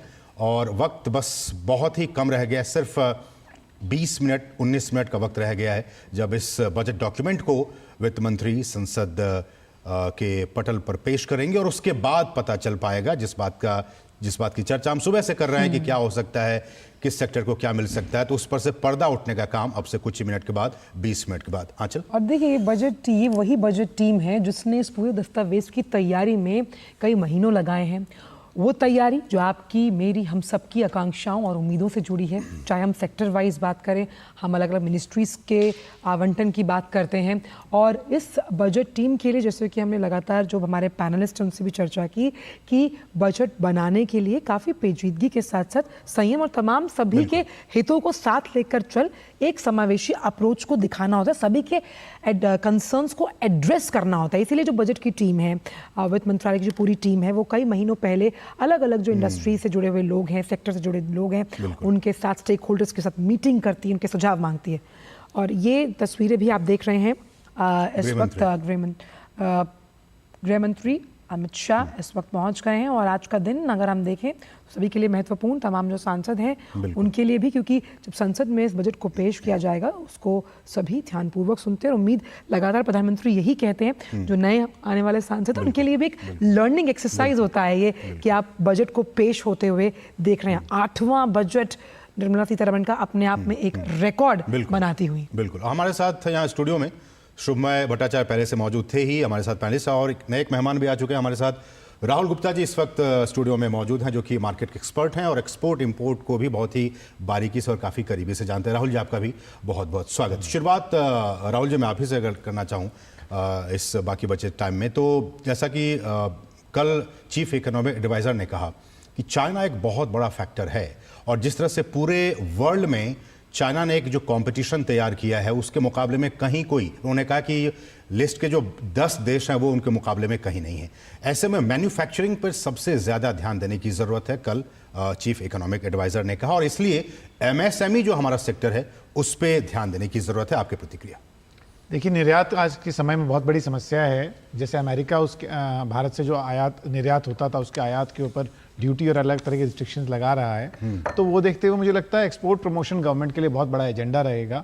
और बहुत अच्छी बात है कि पहले जो आर्थिक जो इकोनॉमिक सर्वे आता था, थोड़ा वो जनवरी दिसंबर उस तरह की सिचुएशन रहती थी, पर अब तो बहुत अपडेटेड है। 10 दिन में जो डीप सीक की पोजीशन आई है, जिससे अमेरिकन स्टॉक एक्सचेंज गिरा है, और इतना दिख रहा है कि सर्विसेज के अंदर आर्टिफिशियल इंटेलिजेंस को नज़र में रखते हुए काफ़ी स्कोप है, क्योंकि अगर गुड्स के ऊपर बैरियर रहेगा तो सर्विस एक्सपोर्ट बहुत इंपॉर्टेंट रहेगा भारत। वो हमारा अच्छा है। कल आप सुनेंगे पीसी में उन्होंने कहा कि हमारा सर्विस सेक्टर बहुत अच्छा काम कर रहा है। तो चीफ इकोनॉमिक एडवाइजर वही कह रहे हैं, आर्टिफिशियल इंटेलिजेंस के ऊपर भी यदि जोर दिया जाए तो सर्विस एक्सपोर्ट और बढ़ सकता है, क्योंकि रुपया देखिए गिर रहा है। फॉरेक्स रिजर्व जो है दिसंबर में, जैसे इकोनॉमिक सर्वे ने दिखाया कि 700 बिलियन थे, अब वो आज की तारीख में 620 के आसपास है। और ऐसे में ट्रेड रिस्ट्रिक्शन लगने के बाद एक्सपोर्ट प्रमोशन बहुत इंपॉर्टेंट है, और फॉरेक्स रिजर्व्स को वापस बढ़ावा देना बहुत इंपॉर्टेंट है। तो मुझे लगता है कि कुछ ना कुछ एक्सपोर्ट प्रमोशन जरूर दिखेंगे। जी। और एक प्रधानमंत्री की स्कीम थी गोल्ड मोनेटाइजेशन स्कीम, जो 2017-18 में लाई गई थी। तो मुझे लगता है कि ब्याज पे विदेश से पैसा लेने की बजाय शायद इस बार के बजट के अंदर लोग अपना देश में ही सोना भारतीय बैंकों को दें और देश बाहर से बोरो करने की बजाय अपने देश से बोरो करे। इस पे मुझे लगता है काफी फोकस रहेगा। डॉलर इंक्रीमेंट आपने डॉलर और रुपये की बात की, शुभमोय, लगातार हम डिवैल्यूएशन ऑफ जब रुपये की बात करते हैं, ज़रूरी नहीं कि वो हर क्षेत्र हर एक सेक्टर के लिए ख़राब हो। एक्सपोर्ट के लिहाज से अगर देखें तो ये एक अच्छी अवधारणा भी मानी गई है। उस लिहाज से जब हम करेंसी डिवैल्यूएशन की बात करते हैं, क्या छाप इस बार आप देख सकते हैं इस बजट में फॉरेक्स रिजर्व से जुड़ी हुई? अच्छा जी, सबसे पहले मैं एक चीज़ बता दूं कि अभी जो इंडियन करेंसी का जो वैल्यू एक्सचेंज डॉलर के हिसाब से गिर रहा है, उसको मैं डिवैल्यूएशन नहीं कहूँगा। डिवैल्यूएशन इस बहुत बड़ी चीज़ है जो गवर्नमेंट अनाउंस करके करते हैं। ये मोरलेस एक डिप्रिसिएशन है जो धीरे धीरे चल रहा है और अंतर्राष्ट्रीय बाज़ारों में करेंसीज अपने जिसे कहते हैं प्लेटफॉर्म या अपने बैलेंस बनाते रहते हैं एक दूसरे करेंसीज के हिसाब से। तो इसलिए इसमें मुझे कोई सडन चेंज जैसे आप देख रहे हैं कि ऐसा कोई नहीं आया है, वो धीरे धीरे एडजस्ट हो रहा है और एडजस्ट होना भी चाहिए। हमारे, जैसे आपने सही कहा कि हमारे निर्यातक के लिए ये बहुत एडवांटेज है। बिल्कुल। खासकर इस बारी का बजट इस वक्त बनाया जा रहा है, इस वक्त पेश किया जा रहा है जिस वक्त यूएसए में प्रेसिडेंट डोनाल्ड ट्रंप आके बहुत बड़े बदलाव अर्थव्यवस्था में दुनिया में करने की घोषणा कर रहे हैं। कल ही उन्होंने कहा है कि उन्होंने ईयू के ऊपर बहुत सारे टैरिफ्स इम्पोज करने की बात की है। उन्होंने ऑलरेडी कनाडा, मेक्सिको जैसे देशों में किया है। मोटा मोटी अब देखिए, तीनों देश इंडिया, चाइना और रशिया, इनके साथ यूएसए अपना बिजनेस रिलेशन बढ़ाने की तरफ आगे चल रहा है और दूसरे देशों के साथ कह रहा है कि आप बाकी सारे देश एडजस्ट कीजिए। तो ये भारत के लिए एक बहुत बड़ा एडवांटेज है, बहुत बड़ा चांस अपॉर्चुनिटी है। इसीलिए आज के बजट में निर्मला सीतारमण जी अपने बहुत सही सवाल किए कि इस पूरे फ्रेमवर्क में वो क्या स्टेप्स लेते हैं। निश्चित ही हमारे सबसे प्रायोरिटी रहेगा हमारे देश के अंदर हमारी जो ज़रूरतें हैं उनकी तरफ देखा जाए। बट ग्लोबली हम कितने कॉम्पिटिटिव बन सकते हैं, हम कितने एडवांटेज ले सकते हैं, उसकी तरफ मैं एक्सपेक्ट करता हूं इस बारी के बजट में। अभी जो बजट पेश होगी उसमें वित्त मंत्री जी इस पर डीप टिप्पणी करेंगी, बहुत अच्छे स्टेप्स की बातें करेंगी, क्योंकि ये हमारे लिए एक बहुत इम्पॉर्टेंट फेज चेंज का दुनिया के बाजार में देखते हुए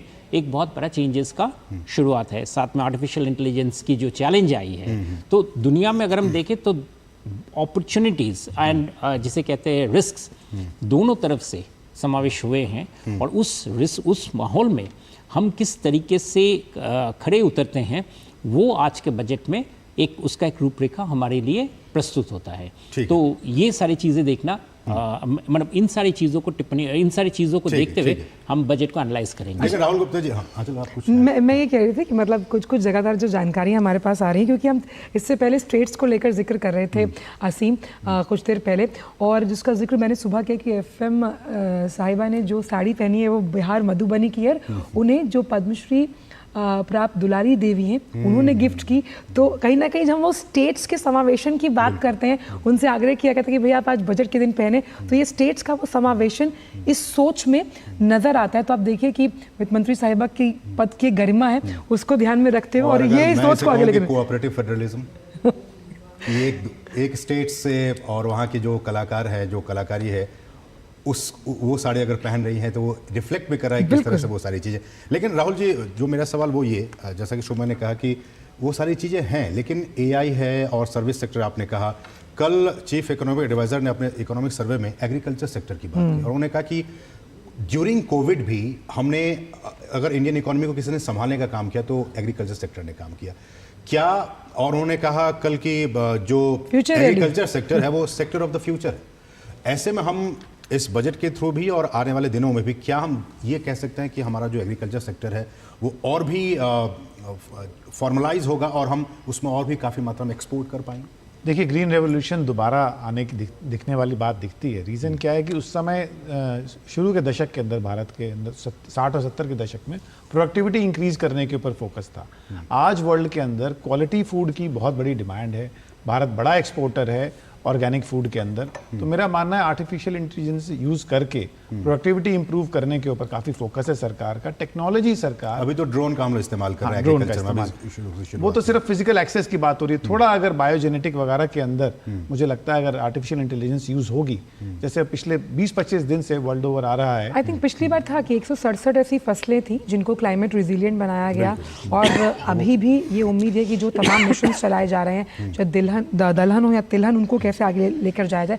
बात आपकी वापस जरूर पूरी करेंगे, लेकिन क्योंकि शेयर मार्केट आज खुला हुआ है, वो खुला इसलिए क्योंकि आज बजट है, और बजट पेश होने से पहले आज भारतीय शेयर बाजार पूरी तरह से हारे निशान में सराबोर नजर आ रहे हैं, कारोबार करते हुए नजर आ रहे हैं, और उतार चढ़ाव के भी 280 अंकों की तेजी के साथ 77,780 के करीब कारोबार करता हुआ BSE सेंसेक्स, निफ्टी भी 85 अंकों की तेजी के साथ 23,593, और तमाम जो अहम फाइनेंशियल रीढ़ को संभालने वाले सेक्टर्स हैं वो प्रमुखता से हरे निशान में काम करते हैं। आप बैंक निफ्टी को देख लीजिए, IT को देखिए, फार्मा को देखिए, कैपिटल गुड्स, FMCG, ये और खास तौर पर ऑटो सेक्टर इस वक्त हरे निशान में कारोबार करते हुए नजर आ रहे हैं। तो कहीं ना कहीं डिस्काउंट लेकर चल रहा है शेयर बाजार इस वक्त इस पूरे बजट को। उम्मीदें बहुत है। आंचल, मैं तो उम्मीद कर रहा था कि 80,000 को टच करेगा। चलिए, अभी तो दिन है ना, अभी तो आगे रहेगा। कुछ निकल कर सामने आता है। हम इस पे चर्चा करें, लेकिन इस पे एक प्रतिक्रिया आपसे राहुल जी, कैसे देखते हैं? अभी 77,000 के ऊपर कारोबार कर रहा है। देखिए, सरकार कंजम्पशन पक्का इस बार प्रमोट करेगी। सरकार जरूर ऐसा करेगी कि डायरेक्ट टैक्स कम करके या किसी तरह लोग कंजम्पशन के ऊपर फोकस करें, इतना डर के पीछे ना हटे। तो वो देखते ही तो अपने आप स्टॉक मार्केट में कुछ घट रहा है तो आपकी जेब में कुछ बढ़ रहा है तो आप खर्चेंगे। ये चीज शुभमो यहाँ बेहतर बता पाएंगे, क्योंकि कि परचेजिंग पावर को बढ़ाने के लिए क्रेडिट ऑफटेक की जरूरत है, हम सभी जानते हैं। हमने ये देखा जो कल चीफ इकोनॉमिक एडवाइजर साहब ने कहा कि भाई रूरल इकोनॉमी बाहर आ रही है, खर्च रही है, और ये अपने आप में एक अपटिक है, सकारात्मक है, क्योंकि इसका सीधा असर आपके FMCG और ऑटो सेक्टर पर पड़ता है। इसे किस तरह से देखते हैं कि जो डोमेस्टिक कंजम्पशन है उसको और बढ़ाया जाएगा? और डोमेस्टिक कंजम्पशन की जो अभी जो हाल ही में जो डेटा निकला है, first advance estimates of national income का, उसका अगर ब्यौरा देखिए तो प्राइवेट कंजम्पशन काफ़ी वीकनेसेस के बाद काफ़ी सख्त से चल रहा था, और खासकर वो कोविड में काफ़ी हिट हुआ था, वहाँ से रिकवरी काफ़ी हद तक हुआ है। यानी कि जो कंजम्पशन बिहेवियर है वो इकोनॉमी में जोर पकड़ रहा है। आपने सही कहा कि रूरल इकोनॉमी में सबसे पहले उसका असर दिखने को मिला है, अर्बन कंजम्पशन में अभी धीरे धीरे उसका इफेक्ट आ रहा है। साथ में आप देखेंगे कि हाउस होल्ड्स में जो अभी हाउस होल्ड कंजम्पशन एक्सपेंडिचर की जो डेटा आई है वो एक इंटरेस्टिंग डेटा दिखाता है। वो ये दिखा रहा है कि हमारे जो मिडिल इनकम और जो लोअर इनकम ग्रुप्स हैं उसमें हम एक्सपेक्ट कर रहे थे कि कंजम्पशन के ऊपर इम्पैक्ट आया है और वो वीक हो गए हैं। वो डेटा ये नहीं दिखा रहा है, वो बल्कि ये दिखा रहा है कि इंडियन कंजम्पशन एक्सपेंडिचर स्ट्रेंथ पकड़ा है, और ख़ासकर जिस पर भारत सरकार को जिस पर काफ़ी पैनी नज़र रखती है कि इनकम इनइक्वालिटी, उस पर काफ़ी मतलब काफ़ी बेटर इम्प्रूवमेंट हुआ है। यानी कि लोगों में इनकम की जो प्रेशर थी वो कम हो रही है। तो और ये इनकम का प्रेशर तभी कम होता है जब एम्प्लॉयमेंट बढ़ रहा है, जिसका आपका डेटा इकोनॉमिक सर्विस से भी आता है कि एम्प्लॉयमेंट का जो रेट है वो बढ़ा है, यानी कि अनएम्प्लॉयमेंट का जो इम्पैक्ट है वो कम हुआ है। ये सारे चीज़ें बेसिकली हमें क्या बताता है कि कोविड का जो इकोनॉमी के ऊपर काफ़ी जोर का जो इम्पैक्ट हुआ था, जिससे काफ़ी चीज़ें तितर बितर हो गए थे, वो अपने आप हट गए हैं और इकोनॉमी अभी अपने जो जिसे कहते हैं पोटेंशियल आउटपुट की तरफ बढ़ रहा है। इसीलिए ग्रोथ की जो कल जो एस्टिमेट है और जो पहले भी नेशनल इनकम एस्टिमेट्स ने दिया है, सो मैं इसमें ये आपसे जानना चाह रहा हूँ कि रिपोर्ट में ये भी है कि जो रूरल जो मार्केट्स है या रूरल जो एक्सपेंडिचर है, लोग वहाँ पे जो उसकी जो कैपेसिटी है उसमें काफी बढ़ोतरी हुई है रूरल हाउस होल्ड्स की। इसको आप इसमें जो गवर्नमेंट की स्कीम्स है उन्होंने काफी अहम रोल प्ले किया। खासकर आप एक चीज देखेंगे कि हम जब रूरल बताते हैं ना, भारत अभी काफी अर्बनाइजिंग है, तो हम बहुत सारे इलाके को अभी भी रूरल मान के चलते हैं जो एक्चुअली सेमी अर्बन हो गए हैं। इसीलिए उसको हम ये रूरल और अर्बन का डिफरेंशिएट करके ना चले, हम उसको मान के चले कि ये भी वो सारे जो इलाके हैं जिसको हम भारत बोलते हैं, जो मेट्रोस नॉन मेट्रो इलाके हैं, उन इलाकों में कंजम्पशन बढ़ रहा है और उस पे इम्पैक्ट आ रहा है गवर्नमेंट स्कीम्स के, जो गवर्नमेंट स्टेप्स के जो हैं,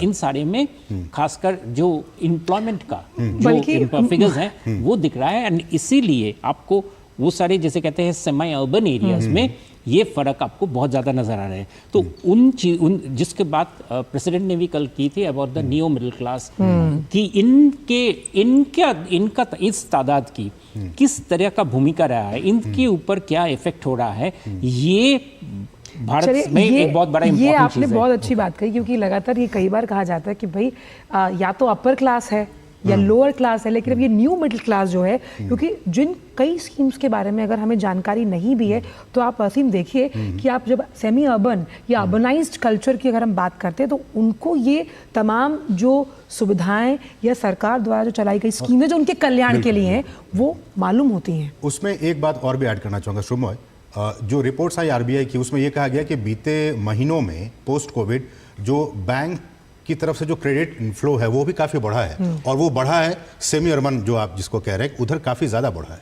खासकर आप देखेंगे क्रेडिट लेने की जो रिस्क है वो काफी बढ़ी हुई है। खासकर जो रिटेल लोन्स हैं वो उसकी तादाद बढ़ रहे हैं। वो एक अपने आप में बैंकिंग सेक्टर के लिए एक चैलेंज भी है, क्योंकि ये न्यू नहीं, वो सर ईमानदार होते हैं, वो दे देते हैं उसमें से लेकिन वो जरूर देते हैं, लेकिन उनका जाके उनके सपोर्टिंग पावर काफ़ी कम रहता है, इसीलिए उनके लिए हैंड होल्डिंग बहुत ज़रूरी है, जो हमारे बैंकिंग सेक्टर को अभी धीरे धीरे लेकिन अभी जो रिपोर्ट है उसमें एनपीए तो कम हुआ है, हालांकि विलफुल डिफॉल्टर्स को अभी पकड़ने के लिए भी थोड़ा और विलफुल डिफॉल्टर्स में वो लोग नहीं आते, उनका ये छोटे-छोटे इनकम बैंक को कमजोर जरूर कर देते हैं। विलफुल डिफॉल्टर्स की बात करते हैं, लेकिन वो तो बड़े वाले हैं।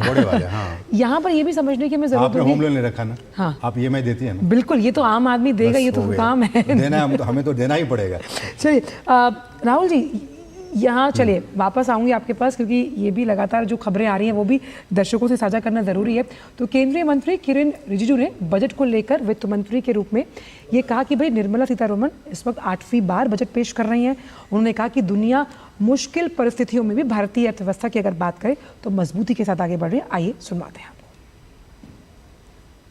पूरा देश देख रहा है और पूरा दुनिया में मुश्किल हालात में भी भारत का अर्थव्यवस्था बिल्कुल संभलते हुए आगे तेज़ी से बढ़ रही है, तो ये देख रहा है। तो आज निर्मला सीतारमण जी का भी एक रिकॉर्ड नंबर्स ऑफ बजट फिर से एक पेश होगी, तो मैं मानता हूँ कि एक अच्छा माहौल में बजट आएंगे। हम सब इंतज़ार हैं और अभी बजट पेश होने वाले हैं। तो केंद्रीय मंत्री किरेन रिजिजू काफ़ी पॉजिटिव और इस बजट को लेकर काफ़ी वो सकारात्मक नजर आ रहा है। और इस सब के बीच इंडियन मर्चेंट्स चैम्बर मुंबई के उपाध्यक्ष सुनीता रामनाथकर ने केंद्रीय बजट 2025 की अपेक्षाओं पर कहा है कि उन्हें उम्मीद है कि एमएसएमई सेक्टर और दूसरे सेक्टर्स के लिए इस बजट में बहुत कुछ पॉजिटिव होगा। आइए सुनते हैं। मेरे को इस बजट से डेफिनेटली एक पॉजिटिव तरीके का फीलिंग है इन terms of MSME sectors, in terms of development of skill, in terms of managing the reduction in inflation. GDP का भी ग्रोथ मेरे को लगता है 6.4 से 6.8% तक हो सकता है। Women और स्किल डेवलपमेंट में बहुत फोकस आ सकता है यहाँ पे, because they definitely want to encourage gender equity. Renewable energy और EVs में मेरे को बहुत ज़्यादा बढ़ोतरी दिख रही है। कॉर्पोरेट टैक्स का रिडक्शन हो सकता है वहाँ पे रिन्यूएबल एनर्जी में। मैन्युफैक्चरिंग के पॉइंट ऑफ व्यू से बहुत yield in terms of making sure that ease of doing business for manufacturing of renewable sources of energy, battery production, solar power, solar plants in that perspective, solar panels. इसके अलावा green energy के अलावा agriculture में भी काफ़ी बढ़ोतरी मेरे को दिख रही है वहाँ। तो ये कुछ अहम बातें, लेकिन इस पे एक राहुल जी आपसे प्रतिक्रिया लेना चाहूँगा। जो ये मैडम कह रही थी, ये सारी चीज़ें क्या हम एक्सपेक्ट करें कि बजट से हमें मिल सकती है? देखिए, कंजम्पशन और इकोनॉमी इम्पेटस ही बजट का काम होता है। बजट का काम होता है अगले 1 साल तक। इंटरिम में देखा, लेकिन अब इसमें और कितना विस्तारीकरण है ये देखना जरूरी है। इंटरिम पिछले साल था, उसके बाद तो बहुत सारे बदलाव हैं दुनिया में। मतलब 15-20 दिन में ही इतने बदलाव हैं, बाकी तो छोड़िए।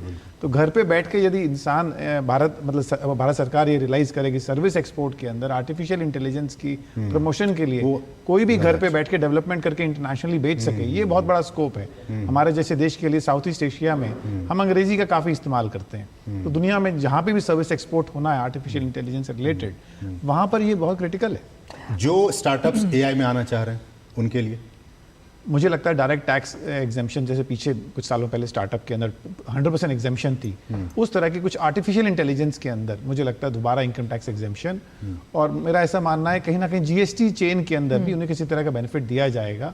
ये चीजें बहुत जल्दी चाहिए देश को, और दुनिया में भी बहुत जल्दी इसमें बदलाव आ रहा है। आप आजकल साइंस प्रोग्राम कर रहे हैं, आप आर्टिफिशियल इंटेलिजेंस की बात कर रहे हैं, ये समय की जरूरत भी है और डीप सीक की बात हम सभी देख रहे हैं। शुभो, एक चीज और, क्योंकि आर्टिफिशियल इंटेलिजेंस को हम हर सेक्टर से जोड़ने की बात कर रहे हैं, प्रधानमंत्री ने अब उसका नया टर्म दे दिया कि आर्टिफिशियल इंटेलिजेंस इन इंडिया, जो कि अब जब वो अमेरिका गए थे, किस तरह से महिला उन्मुखी विकास की बात कर रहे हैं, अभी आधी आबादी है, वुमेन लेड डेवलपमेंट है, कोऑपरेटिव्स को उसके साथ कैसे जोड़ा जाएगा, क्योंकि कोऑपरेटिव्स पर सरकार का बहुत फोकस है, अलग से मंत्रालय बनाया गया इसके लिए।